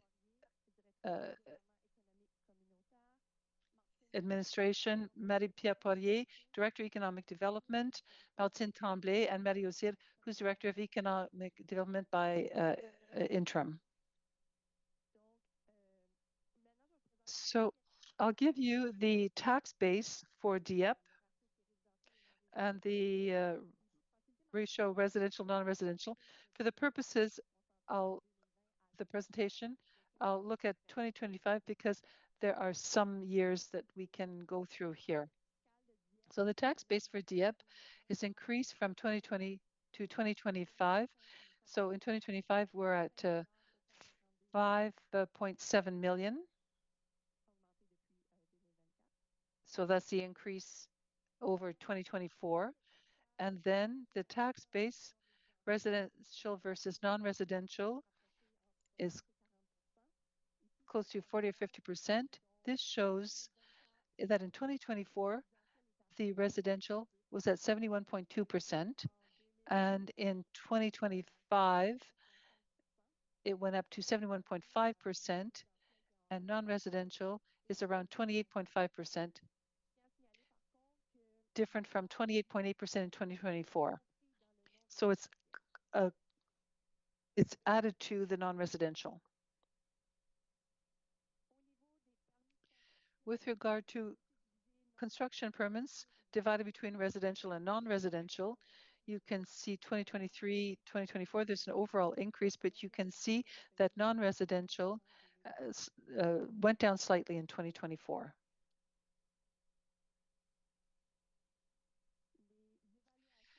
Property assessments. Let's look at them. We have the industrial park, aviation park, business park. So it's 167 in the west, 81 million. Aviation park, 74 million. It includes the airport. The airport is about 46 million. And business park and city center.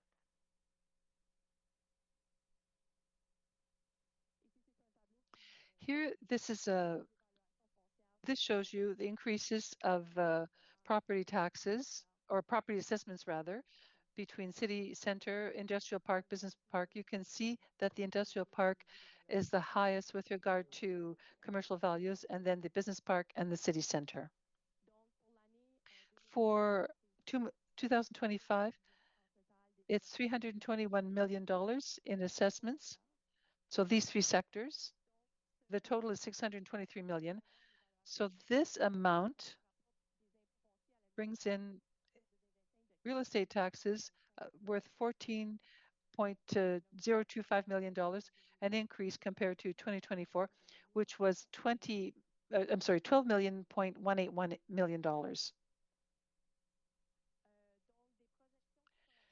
Projections for private investment 2025, 26, and 27, from 13 million in 2025, 67 million in 2026, and 137 million projected for 2027. These increases in property assessments will increase property taxes 285, so 1.5 million in 2026, and more or less $3 million in 2027. These are projects in the pipeline for Expansion Dieppe. Robert wanted to add something.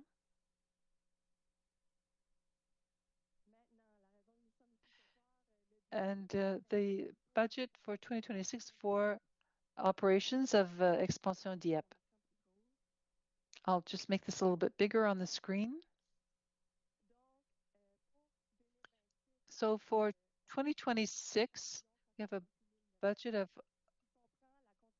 1.4 million with a contribution of the revenue from the banquet is 115,000, others 7,000. You can see in red, 297,216 as non-affected funds in the budget to balance out the budget. So our request to the city of Dieppe is the same as last year. With regard to expenses, you have fixed costs, which are 1.37 million, mainly salaries. So here the increase compared to the previous year is explained by inflation. So 864,000, 105, 68,004. With regard to variable costs, we have total costs of 145,000, which reduced compared to the previous year. More has been invested in our strategic elements and plans, which means that strategically speaking, even the variable costs have gone down. So we put more emphasis on the strategic plan. In the strategic elements, you have a total of 246,000 compared to 252 last year. You see the difference is only $6,000, but strategically speaking, the development went from 20,000 to 100,000. This is through the consultations with our strategic plan 2025-2028 to really spend money for the future strategic expansion of Dieppe. And then with regard to publicity, 67,500, business development 67,500, and which means a budget of $1.428 million.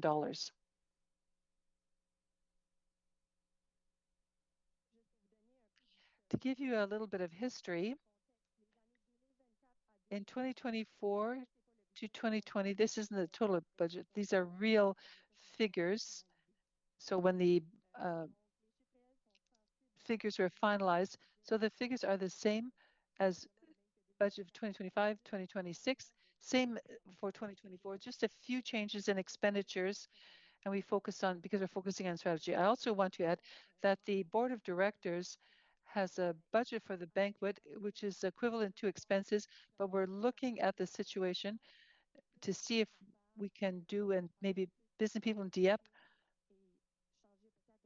could maybe change the format. So that was the comment that we had received. We don't have the changes with regard to the budget, but we'll be reviewing this event to minimize costs and our resources, using internal resources as well. Do you have any questions for me? First of all, thanks for this presentation. I see one light coming on for the time being. Councillor Lantagne. Thank you, Worship. Thank you for this presentation. I would simply like to have some update about private investment projections. You're looking at 13 million in 2025, more in 2026, which is 5 times more, and in 2026, 10 times more than 2025. So it's fairly impressive to see these figures.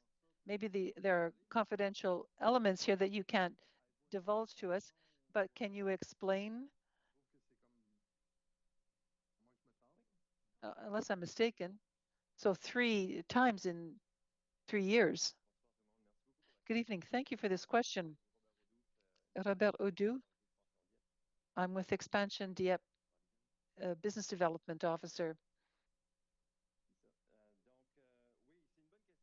Yes, it's a good question. And clearly, based on what we're using internally at Expansion Dieppe, we are going to find all the projects that we could be involved in, close or far away, and help the city of Dieppe. So what we can see with what we have with our ear on the ground is that the projects which are underway are in the order of the figures you're seeing here. What we're finding today, by way of comparison with 5 or 10 years ago, is that the scope of the projects has changed a great deal as well. So you have a city center project, which would have been 3 or 4 million, and now they're $10 to $12 million, not only because it costs more, because with opportunities that exist in Dieppe, we see bigger projects because of density. With regard to the 13 million, the figure for which is what is left for the year, not the whole year of 2025. So there's a big difference in those figures and the other figures. And with regard to the future, you never know what will happen in the future, but based on what we know today and what's in the pipeline of projects now, this is clearly why we're coming back and we're seeing these things in a fairly regular basis. What will be the figures for 2025? Is it all that much more? What's the actual figure? So that's what's in the pipeline for the rest of 2025, but what would be the total? Oh, I don't have the total here. No, I don't have it. But that's something we could send you. Okay, well, it's impressive. There's nothing wrong with that. If that's what you're getting, that's excellent. All right, that was my question. I thought it was a big amount. I hope that we will get there. That would be great news. Well, we will use the funds of the city for. Robert, maybe you could tell us about what was done. Yeah, so maybe you could kind of come up with a figure for 2025. Yes. Yeah, and there are development phases that ended. There's land that is been made ready for 2026 and 2027 as well. All right. Councillor Godet, please. Thank you, Your Worship. I have a question for Robert, the bouncer.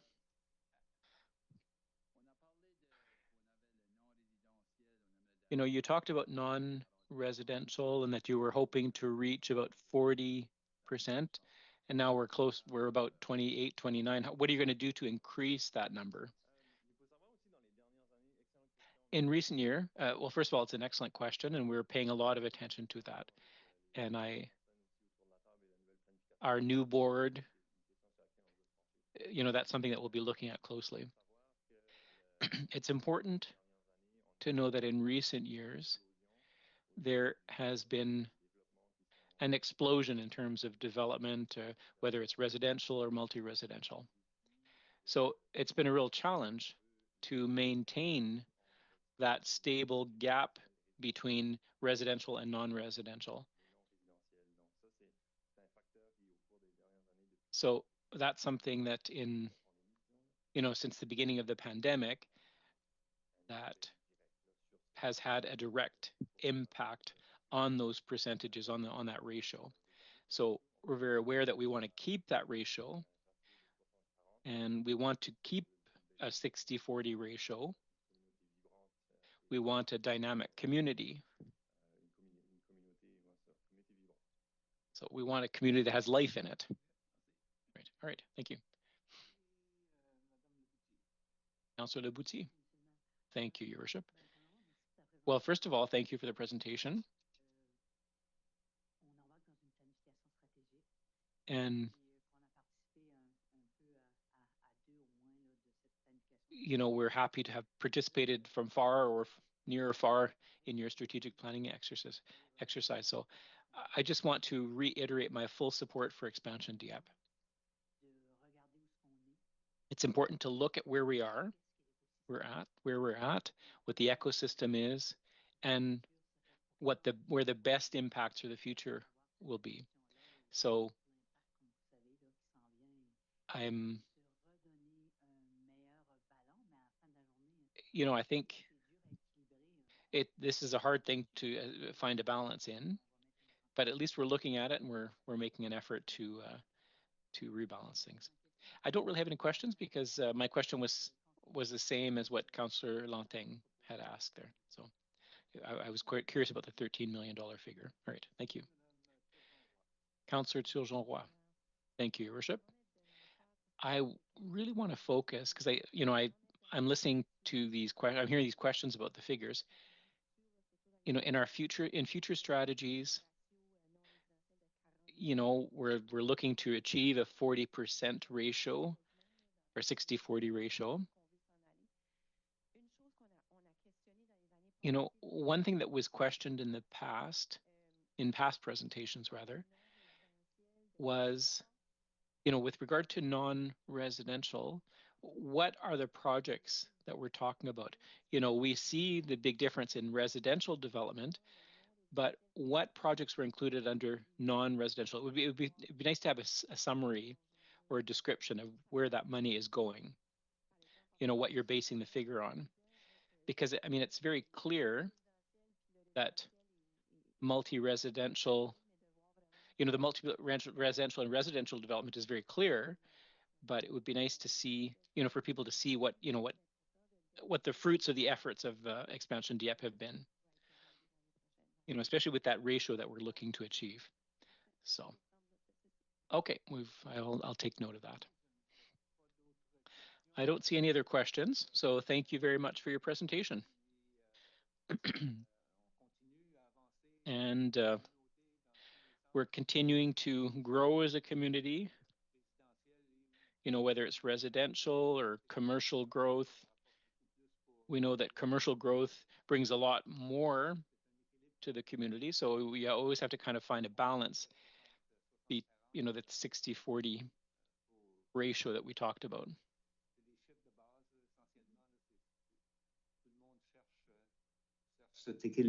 Everybody, is looking for that, to achieve that balance there. But thank you to both of you, and continue the good work. All right, thank you.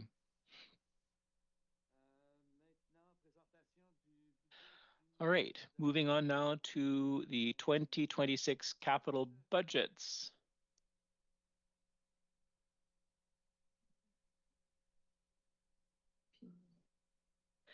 Bonsoir, chers membres. Good evening, councillors. Tonight, we're just going to quickly go over the 2026 budget process. So today, we've looked at the external commissions, RCMP, Transaqua, Kodiak Transpo, Dieppe experts, and now it's our turn. So we'll be looking at 2026 capital budgets, our equipment replacement program, our building renovation program, and the 2026 to 2028 capital budgets.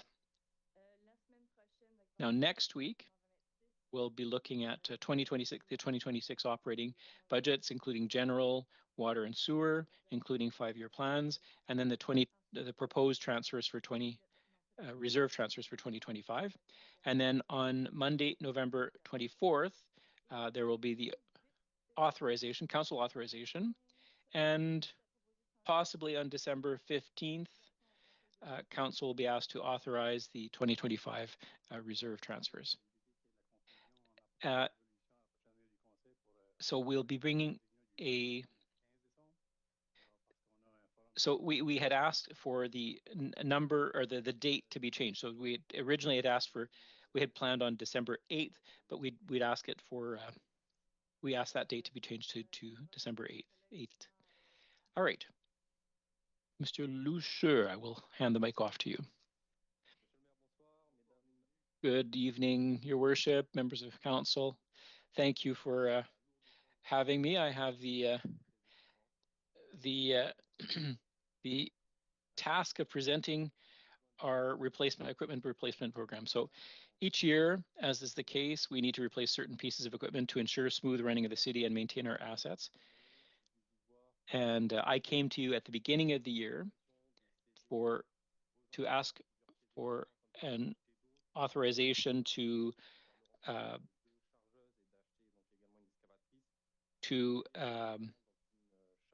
auction off certain pieces of equipment and to buy others. So, and it was an operational need. So these changes to the fleet did not require any additional costs. We were able to achieve a balance between sales and purchases. So I just wanted to point that out. For the 2026 replacement program, we need 15 pieces of equipment to be replaced at an estimated cost of approximately 2.6 million. And then there's 2 pieces of equipment that were ordered. We had come to see you with that. The orders were placed in 2024 and 2025. And so a street sweeper and a pump truck. But their delivery is scheduled for 2026. So following annual evaluations, 15 pieces of equipment were determined. It was determined that they had to be replaced. So a street sweeper that'll be replaced in 2026. The fire engine. There's also a loader, 2 trucks, a 4-door and a half-ton, 2 fire trucks, 1 SUV, 2 utility vehicles, and 2 blades. These are accessory equipment that are, so it's forecast that they will be replaced. We've got 2 transport trailers and a fertilizer spreader as well. Something new this year, we included needs in terms of small pieces of equipment. So we thought it would be good to incorporate these into the replacement program. So this year, there are 4 pieces of small equipment that will be replaced at a cost of $54,000. So 2 sweepers rather, and 2 Engo loaders. Those are loaders that are used for ice surfaces. In terms of costs, public works, facilities, fire, and public transportation, we have a projected reserve balance of $1.94 million. The annual budget for 2026 is expected to be $2.94 million. We have planned purchases for 2026 of $2.7 million, which gives us a projected reserve balance as of December 31st, 2026 of $2.18 million. There will be an additional annual budget for 2027 of $3.102 million, with planned purchases for 2027 of $1.18 million rather, which leaves us a projected reserve balance as of December 31st, 2027 of $4.202 million. So here are some of the equipment that you'll be seeing on the roads there. And now I will open it up for questions. Are there any questions? Councillor Leboutillier. Thank you. I just have some information that I'm curious about. So the reserve that will end, the reserve fund, is that in line with the forecasts? Basically, do we have enough money in the reserve for what are, the anticipated costs in the future? Marie-Ève, do you want to answer that? Well, there's an exercise that's coming in 2026 where we'll be calculating that. We're trying to put as much in possible into the reserve fund. We don't yet know if it's going to be enough, but we'll know next year, in the coming year.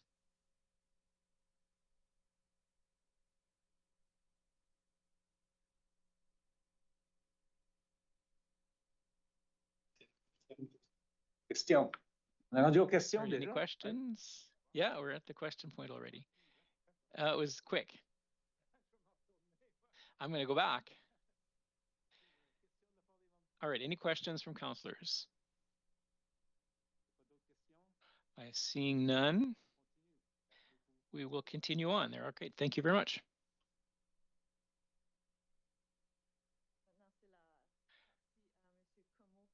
This is Mr. Como will talk about the equipment replacement program.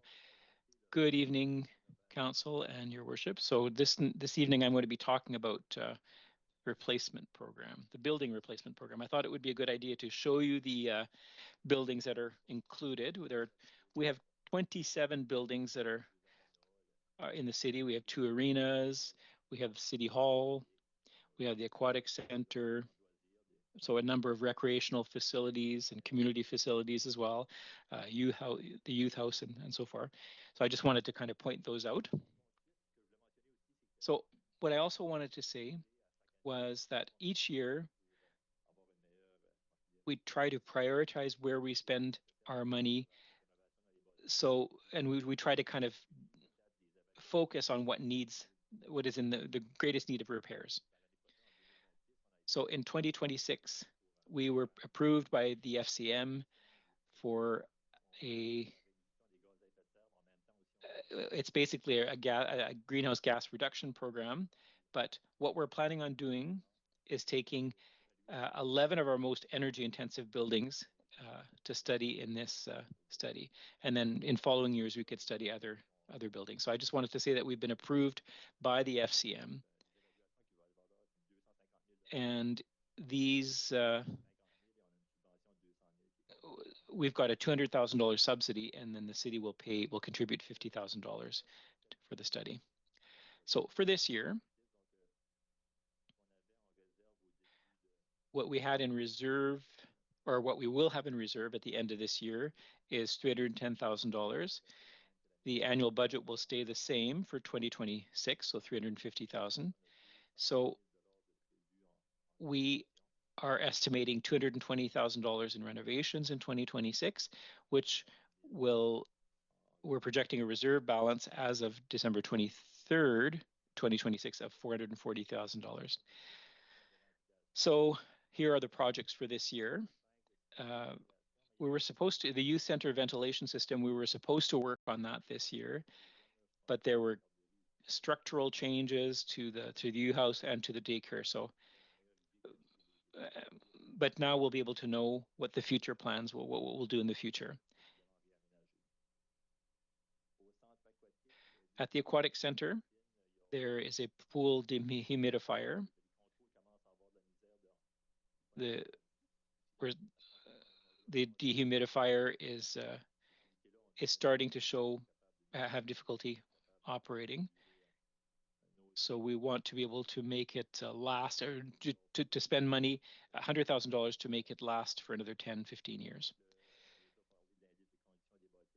And the building condition index, well, that's the program with the FCM there. So that's that $50,000 amount.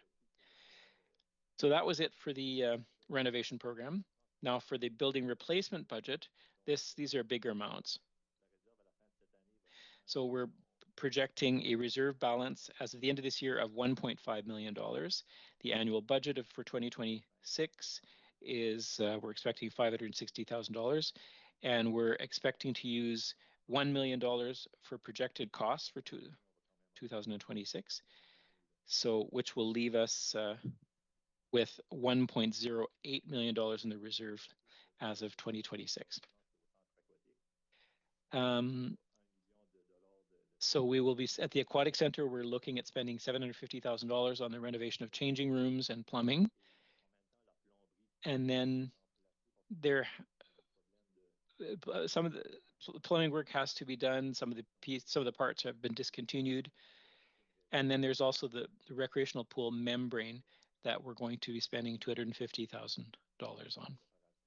It needs repair. So, and I can go into more detail later if that's what you want, but that's basically what we had for the replacement program. So now I'm open for questions. All right, any questions from councillors? Councillor Leboutier, thank you. Just to refresh my memory, the pool membrane, it seems that we replaced that very recently, or was that another pool? Yes, we did the lap pool, but the recreational pool is different. We had done work recently to extend its life expectancy, but you know, we're starting to see problems. The glue is reacting with the membrane, and we're starting to see holes in the first layer of the membrane.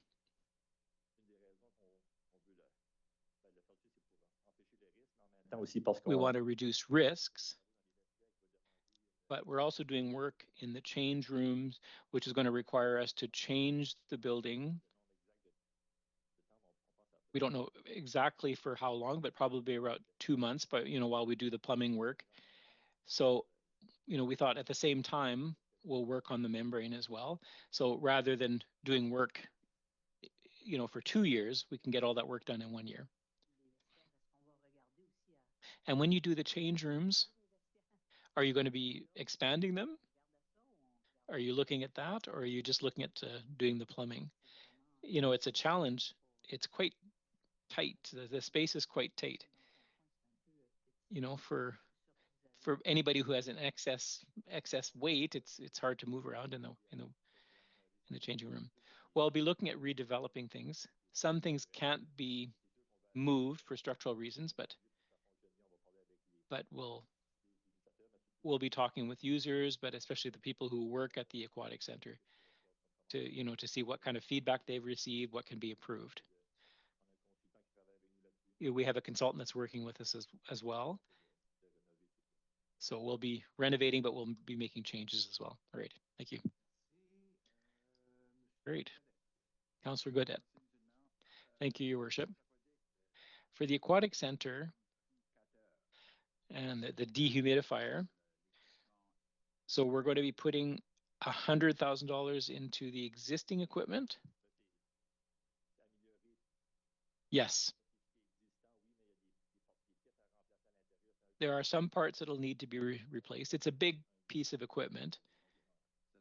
So, okay, well, that was my second question. I thought, are we looking at replacing that with something more effective, or efficient rather? That's what, 20 years old? Oh, the facility opened in 2009. So you did look at that, and it would have been too much money to replace it so that it would be more efficient.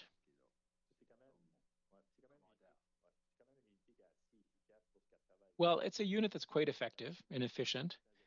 We lost control of some of the parts. There's a temperature control unit that doesn't display the information anymore. So we're trying to better track where the energy is moving. But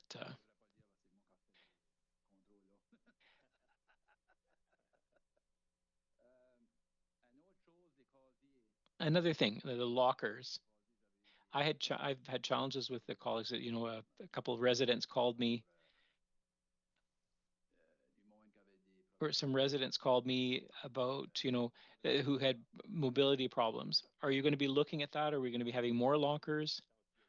Well, the counselors or the consultant's mandate is to look at the lockers. I don't know if we'll add lockers. It'll depend on what he recommends. But maybe we should look at smaller lockers and having more of them. I don't know. Well, we were asked to see if we could put more in, because I think there was that ask, but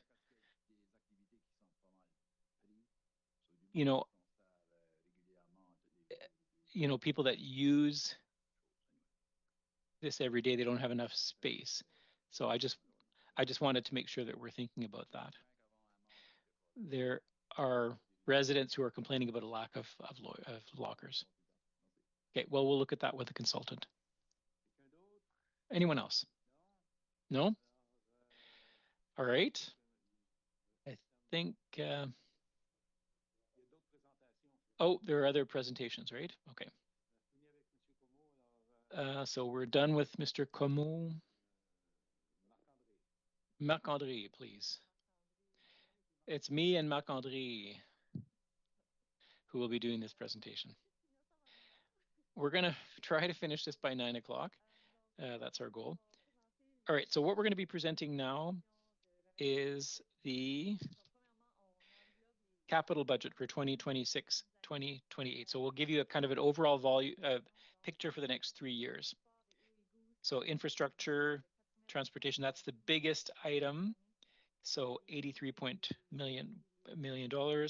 Water and that's road, sorry. And then water and sewer, 43 million. Culture, recreation, and community life, 23 million. And then the fleet is 6.6 million, and then land purchases of 1.4 million for total capital expenditures of 157.45 million. Now the sources of funding.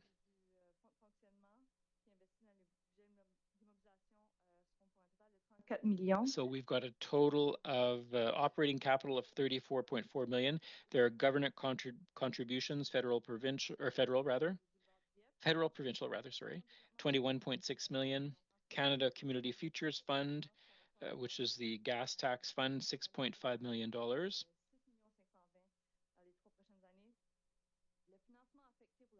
And then there is the funding earmarked for capital renewal.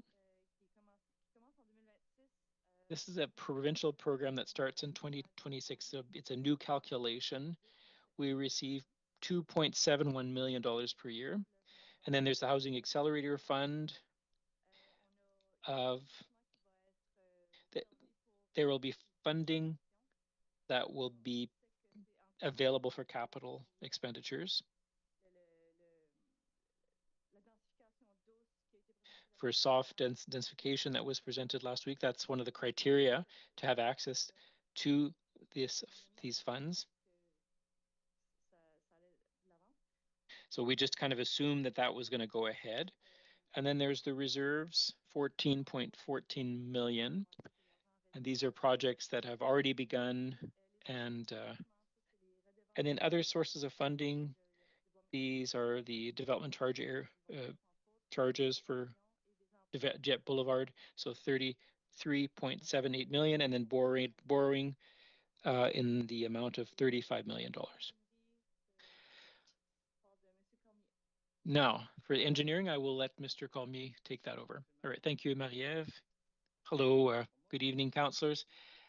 I'm going to be presenting 3 slides for 2026. So asset management, new projects, and then a map. So then I propose that after those 3 slides, we open it up to questions. All right, so 2026. I'm going to go item by item here. So microsurfacing. So next year we would be working on Acadie from Saint Laurent to Thibodaux. We plan to do it this year, but with the Saint Laurent project that's underway, I think it was good to delay it till next year. Champlain Street, grading and paving, that's a designated road, so we do have funding from the province for that. And it's like what's currently being done from Champlain to Aviation to Lorette. So MFC, that's the flight college. And then there's cast iron that needs to be replaced as well. So we'll be replacing part of that. Saint-Thérèse Street, reconstruction from Acadie to Notre-Dame. It's like this year's project, basically. So it would be phase 2. So it would be complete reconstruction, adding a multi-purpose trail on either side. Champlain and Acadie, that's replacing the traffic lights, for example, other improvements. So that was part of the budget that we presented last year. Each year, we also have an amount which we call asphalt preservation, sections of road that need to be worked on. So next year, we will be doing asphalting certain residential sections. And typically we try to work in a targeted way. So in each area, we'll work on several streets. So next year, we'll be looking at Manon, Mandeville, Allard, Dalbeau, Grande Vallée, Jolicoeur, Chasson, and Rideau, both of those last ones completely. And then replacement of the Amiro Waterville from Dover to city limits, and that's in conjunction with the work being done on Dieppe Boulevard. So some of the water mains have failed. So while we're working on the water main, then we'll be doing complete asphalting. So Leblanc Road reconstruction up to Civic number 838. Same project as this year. This is the phase 2. So this will be east of Dieppe Boulevard. And just to clarify, Civic 838 is the former city limits, basically. So after that, then it's the Department of Transportation that is responsible for it. And then every year we have plans and specifications for the projects to be carried out in 2027.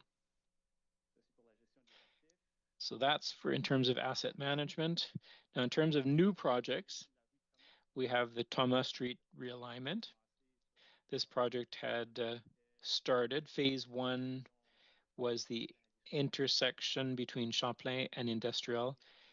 The second is the traffic circle on Gauvin, and then the last phase will be realigning Thomas Street. It'll connect directly to the traffic circle.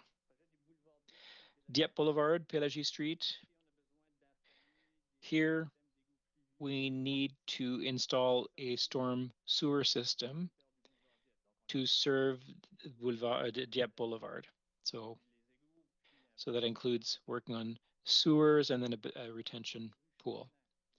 The Champlain Street Trail from Lorette to the eastern section, well, seeing that we're already asphalting in that area, we thought it would be good to put in a trail to the eastern section. And I'm talking about going up to the airport area. So Lorette is like the shoreline trail, the trail along the, and then the Regional Service Commission is responsible for bringing the trail to the airport, and we'll be looking to connect to that trail. I think we might get there next year. Things are moving ahead, so if we can combine this project with the, since we're already working on re-asphalting, so we thought this project would be appropriate. The Champlain Street Trail, and that's from Industrial to Midland. So that's we could look at a part in conjunction with the shoreline trail. Midland, there's a trail in front of the Irvin building that goes to Dieppe Boulevard, and then there's a cycling path. Industrial Park Phase 3A, conditional on funding.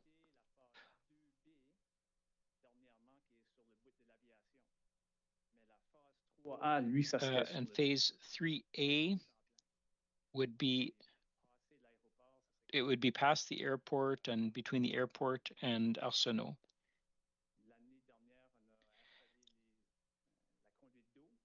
We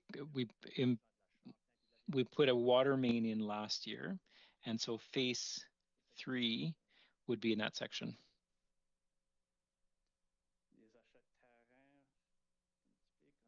And then purchase of land, that's pretty typical.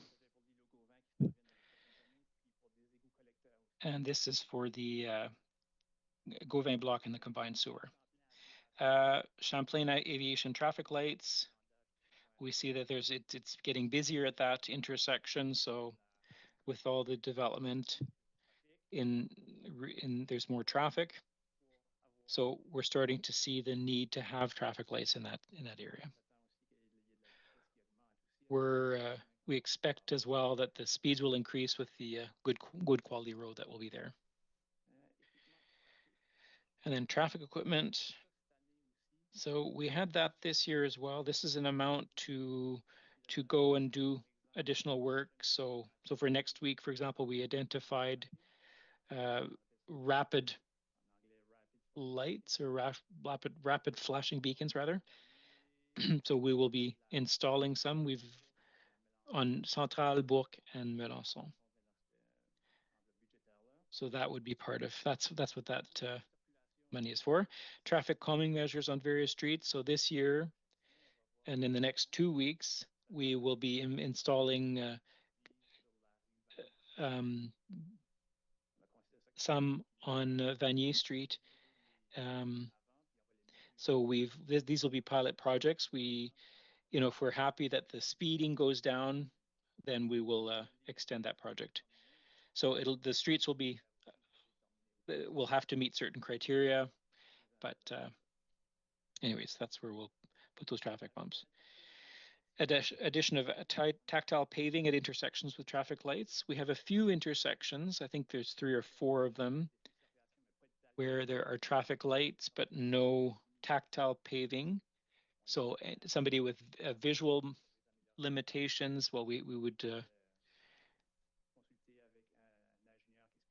we're consulting with a specialized engineer. So we want to be able to make improvements, and then plans and specifications for new projects in 2027. Here's the map of the projects. The projects that I mentioned the trail between industrial and Midland. There's a small part of Pascal that we would add a trail between Champlain and Gauvin. And the other item that I didn't name, but is on the map, is improvements to sewers and repairs. This was in previous budgets, so we will be doing that next year. So that's it for 2026. I don't know if you have any questions. Any questions by council members? Councillor Brideau. Thank you, Your Worship.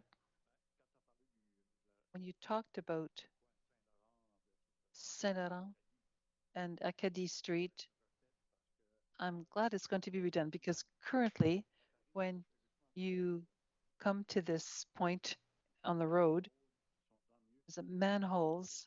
You see the cars every day are trying to go around them. So it's a very busy corner. There's going to be an accident there at some point with the exit from Saint-Laurent Street. It's right close by. So I'm happy to hear it's going to be redone again, because there's an issue there. My other point is the tactile pavers. Are these the yellow ones on the street corners? Yes, they're yellow and plastic, but they're easily broken by equipment. We've started using metal ones. I see on Evangeline Street at the corner there at Acadie, they're half pushed in, and then there are some on Thibodeau Street. I'm sorry, not Thibodeau, Notre Dame, at the corners. They're broken. Do you think someone's going to get hooked up on them because they're lifting up? So if someone's walking, it would be easy to hook your foot into that. It shouldn't it shouldn't require a lot of work to replace those. Well, in discussing them with the public, it could be somewhat complicated. It doesn't appear to be complicated, but they need to be undo the asphalt, or I'm sorry, the concrete. And we are not reinstalling tactile paving in plastic, so they're bigger. So I think there's quite a bit of work there to replace the existing ones. But the visual contact is good, but they don't last. But you can see that the new ones will last further. Well, it's not important what's going to happen, but those that are already there and broken need to be replaced, be they in plastic or metal or cast iron. But I don't want us to wait because it's always in the corner of the street. You're not going to be walking. It's just at the corner of the street where you want to cross. And when people get there to that corner, I said, Councillor Le Boutillier. Microphone, please. I know we took at the equity ratio or equity share, but does it put us within the existing standards?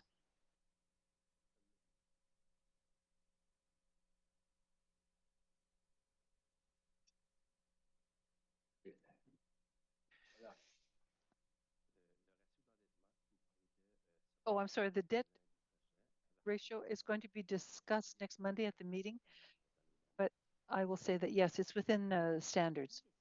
The next question is about the two trails. Almost 6 million. There's no subsidy attached to that or the program.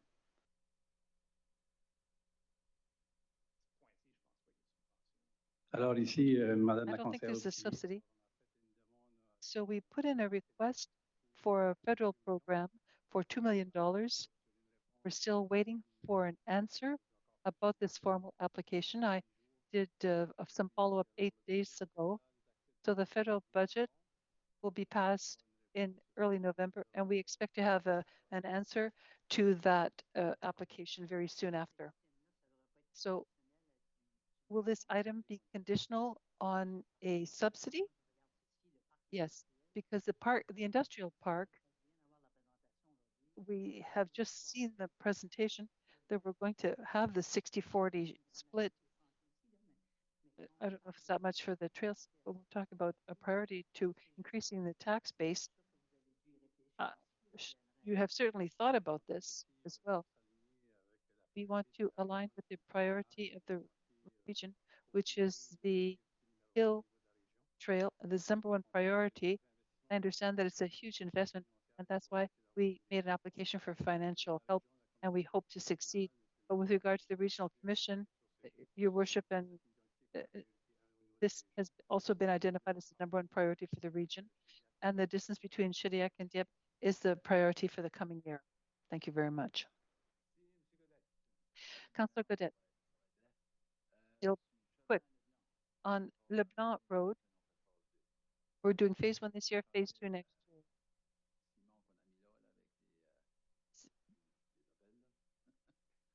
The cement we put in after the appeal, will that be added? It's going to come out this winter. You're not going to let that through the winter. I'm going to go to public works because it could be hard for snow. I heard some comments. I went to look at it myself. It's a narrow road. I know minimum of standards there, but the sidewalk is great and wide. If you put that into phase 2 of Seward, it's a lot of work. You know, put it in the summer because previously there were no sidewalks and people walked anyway. But there's a new sidewalk, 2.5 meters in mind, I think. I'm not an expert, but it's for safety. I understood that part of it.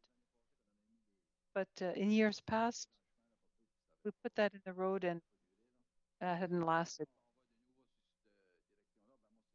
Well, if we go in that direction, and I'm not an expert, but with a wide sidewalk like that, I would think we'd be able to put something for the road that has a lot of traffic on it.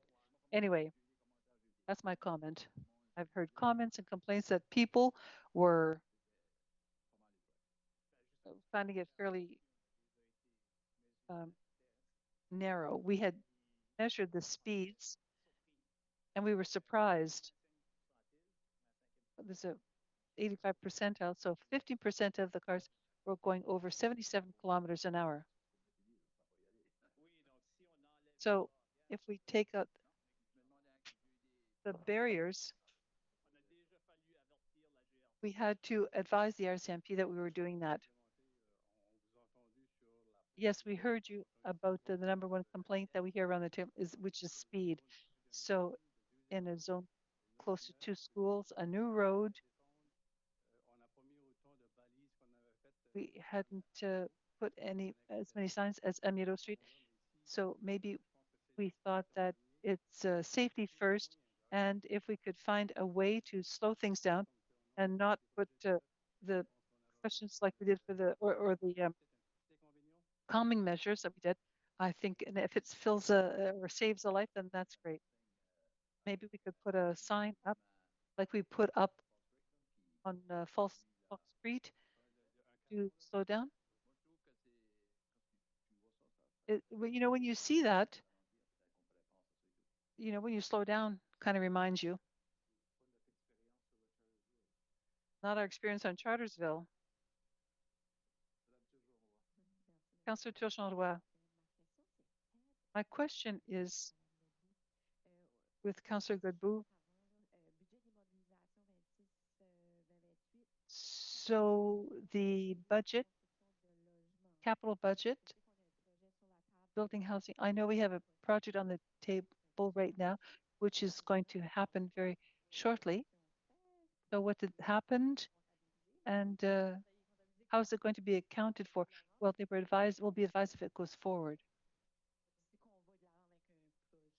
If we go there with a project for housing construction, affordable housing.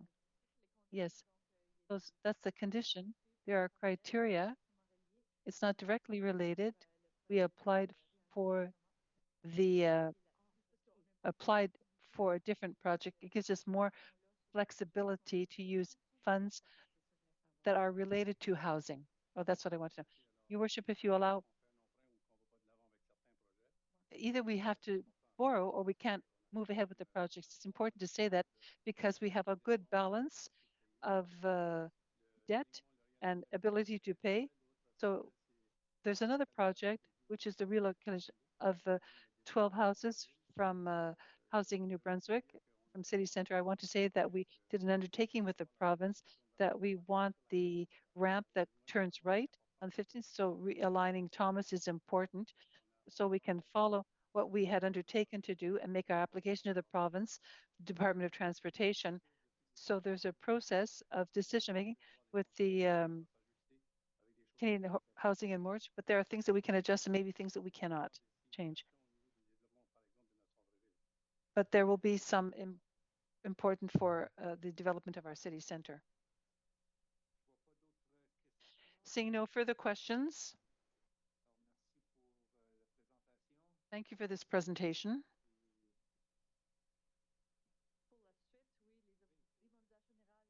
With regard to capital budget 2027, there are other programs in the order of $6 million, which was presented by Mr. Lucia, the Aquatic Center, locker room and membrane renovations by Mr. Camo, municipal and parking lot repair program. This is an annual amount which is put aside for financial repairs to municipal parking lots, accessibility improvements related to Mr. Obey's presentation. He talked about the bus shelters, an investment in setting them up. Also land purchases for trails conservation, not the same as others we've mentioned previously, but to increase the number of trails. Trail connection, Champlain-Gauvin, which will go between Lou McNairn School and through the university, the new indoor multi-sport facility plan. And this is a beginning of a project for $500,000, purchase of new equipment. These are articulated tractors, renovations to uniplex spaces, park accessories, AJL benches for 13 million, and a partnership program for Rotary Park for bicycles, $50,000 in 2026. So that's a total of $38.52 million.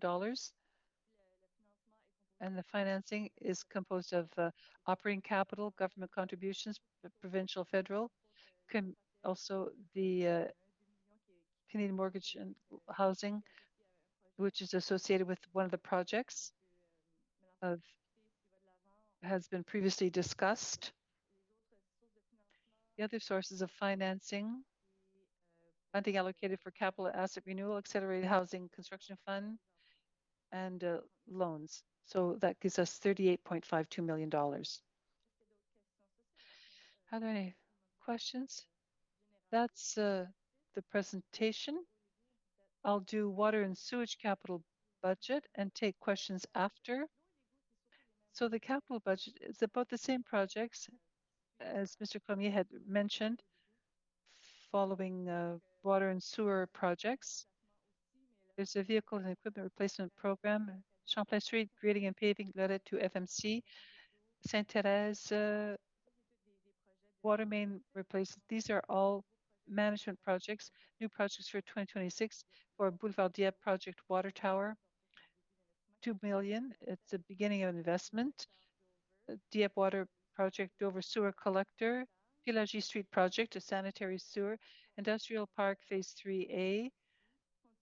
It's also finance and conditional 2027 project plan and specifications for a total of $13.92 million for water and sewage. Financing, approximately the same spread, transaction capital, government contributions, housing construction accelerator fund, other sources of funding, development charges, reserve, capital reserves, and the loan. There, questions? Councillor Le Boutillier. Yes, thank you.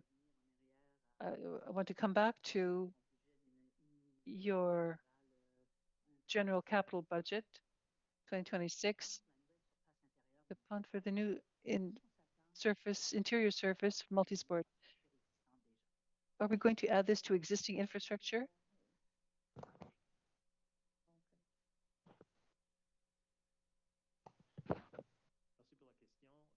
Thank you for the question. It's a possibility. We're exploring various sites which would be able to host this infrastructure, and we hope to come back to councils shortly with different scenarios. Thank you. That's all I had. Thank you. No further questions? That's it? One more.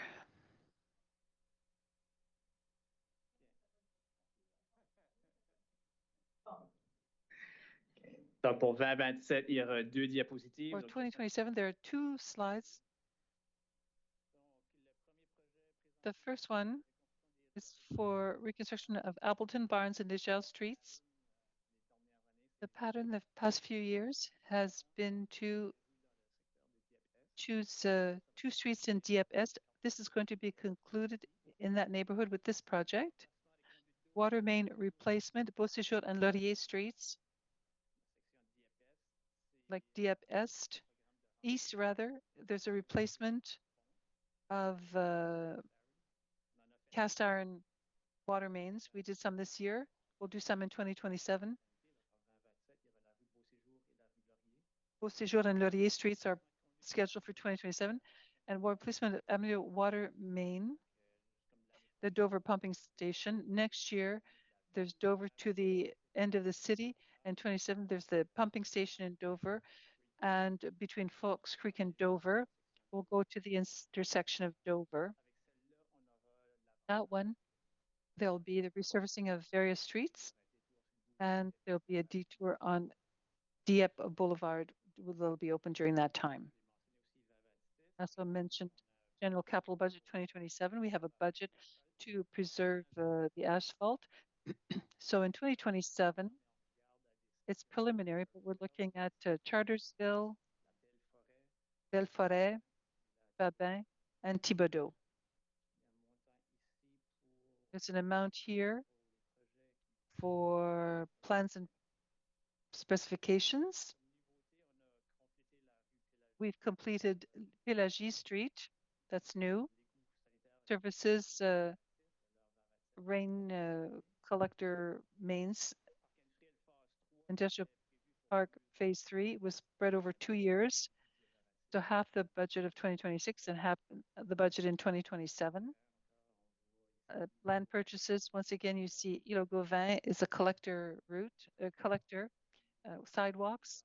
The sidewalks that we identified, Notre Dame to College Street, Aucoin, and Mélanie streets are also included. There are some items which come back once again. Actually, so traffic equipment, lighting for pedestrians, signage, traffic calming, tactile pavers. This is it for 2027. I'm open to questions. Item 7, if there are no questions about this matter. The next item. Oh, I thought we were done. I'll give the floor to Marielle. Nothing? One question? Councillor Thibodaux. Thank you, Your Worship. You talked about sidewalks for Aucoin Street. We had a request today, in fact, a citizen who's asking us to make the sidewalk as soon as possible, because with the buildings that are being built, it's right next to a senior's home, and it's dangerous for them to go out onto a street without any sidewalks. So is it possible to do it in 2026 rather than 2027? I can answer that. It's not a decision to change projects around. But if you see that there's a possibility with the budget that we have to add it, that would be very appreciated, that we do it this year rather than this year. We heard the question. It's forecast for 2027. It's not up to me to make promises. We'll be looking at the matter, but it's a 2027 project. But we realize that other places need sidewalks too. Okay, thank you. Question? Okay, let's continue.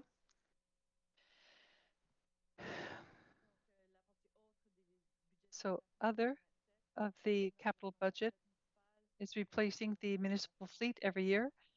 There's this happens, it'll be presented next year in detail. Municipal parking is a portion every year.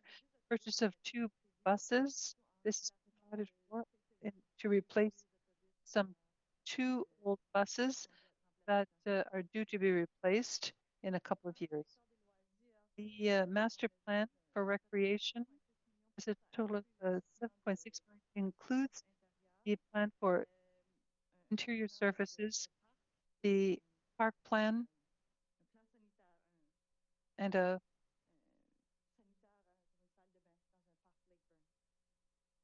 washrooms for Lakeburn Park, and the active transportation master plan, an investment in trails and others for this $6.6 million. And with regard to the capital budget, a total of 15.26 million, the vehicle and equipment replacement program, reconstruction of Appleton Barns and Deschelles streets. So it's in the other budget for Beauséjour and Laurier and water main replacement of water main on Amiro from the Dover pumping station, a new project for the water tower, which is continuing, and pumping station improvements for Amiro, and to complete Pélagie Street, a new collector, the pressure sewer. This is a new project for Richard Street to Dieppe Boulevard, and water well operation and 2028 project plan and specifications. So financing for these projects in 2027 will be operating capital or transaction capital, government contributions, Community Futures Fund, funding allocated for capital renewal, Dieppe Boulevard, FDCC, Accelerated Housing Construction Fund, other sources of funding, other sources of the reserve, as well as a loan, and for a total of fixed assets of $35.7 million and $15.2 million from water and sewer. This is all for 2027. Any questions for 2027? No questions for 2027? Let's move on.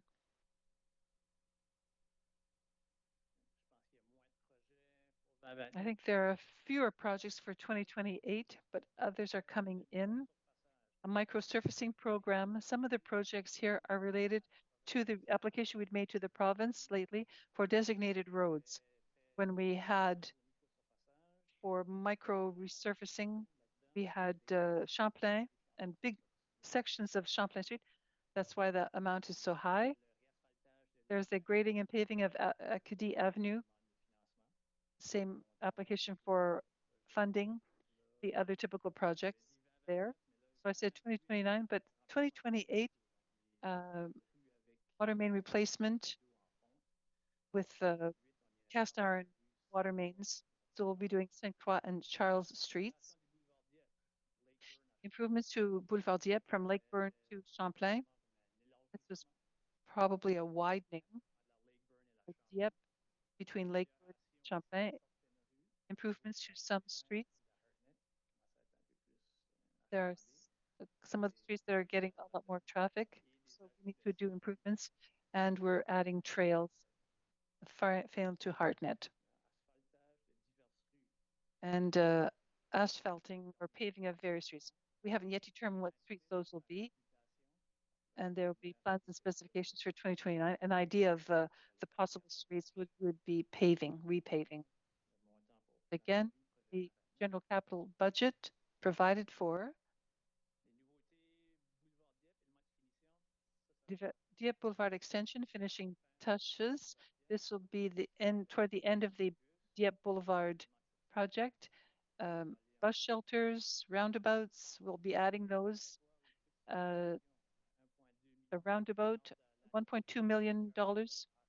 We're looking at Chartersville Pascal with this.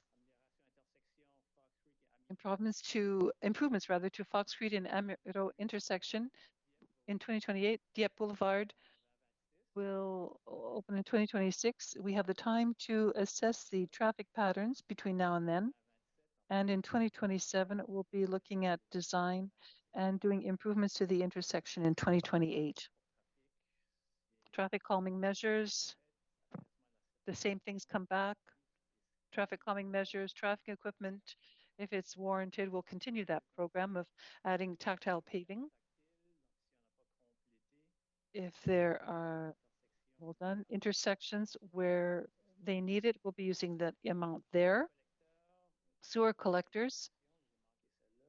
I moved La Rochelle to Champlain or Chartersville, Champlain Street.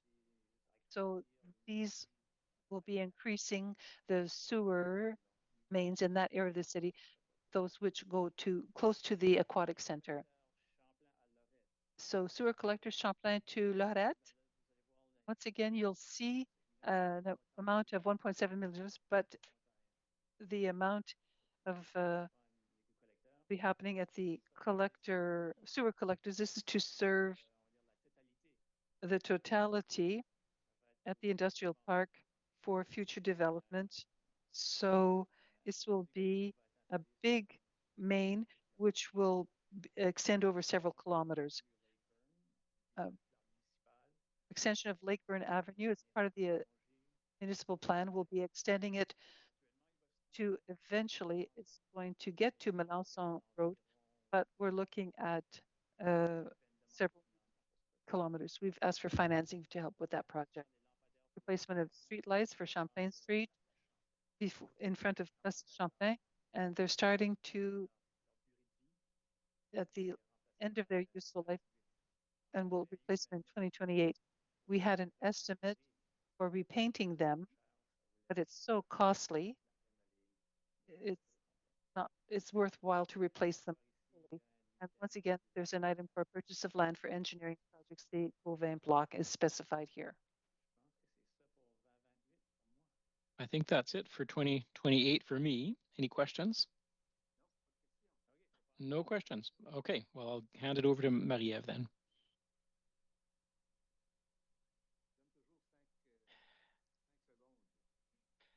Give yourself 5 seconds.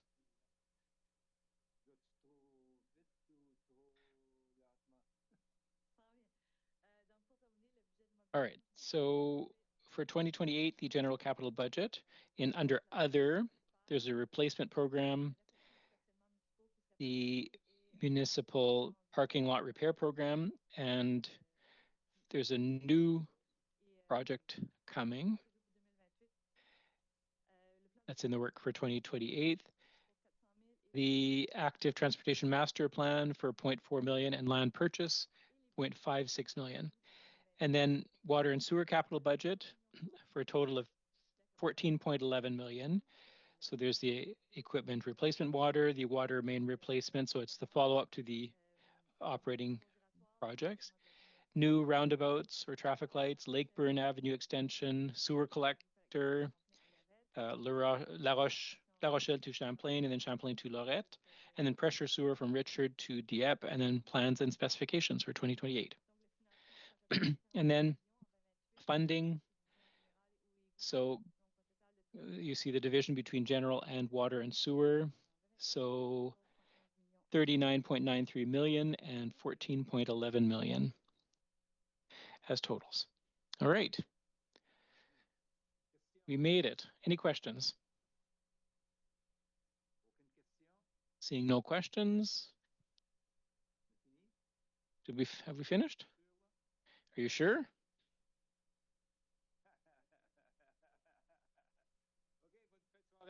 All right. Have a nice evening, everyone. Thank you for your patience.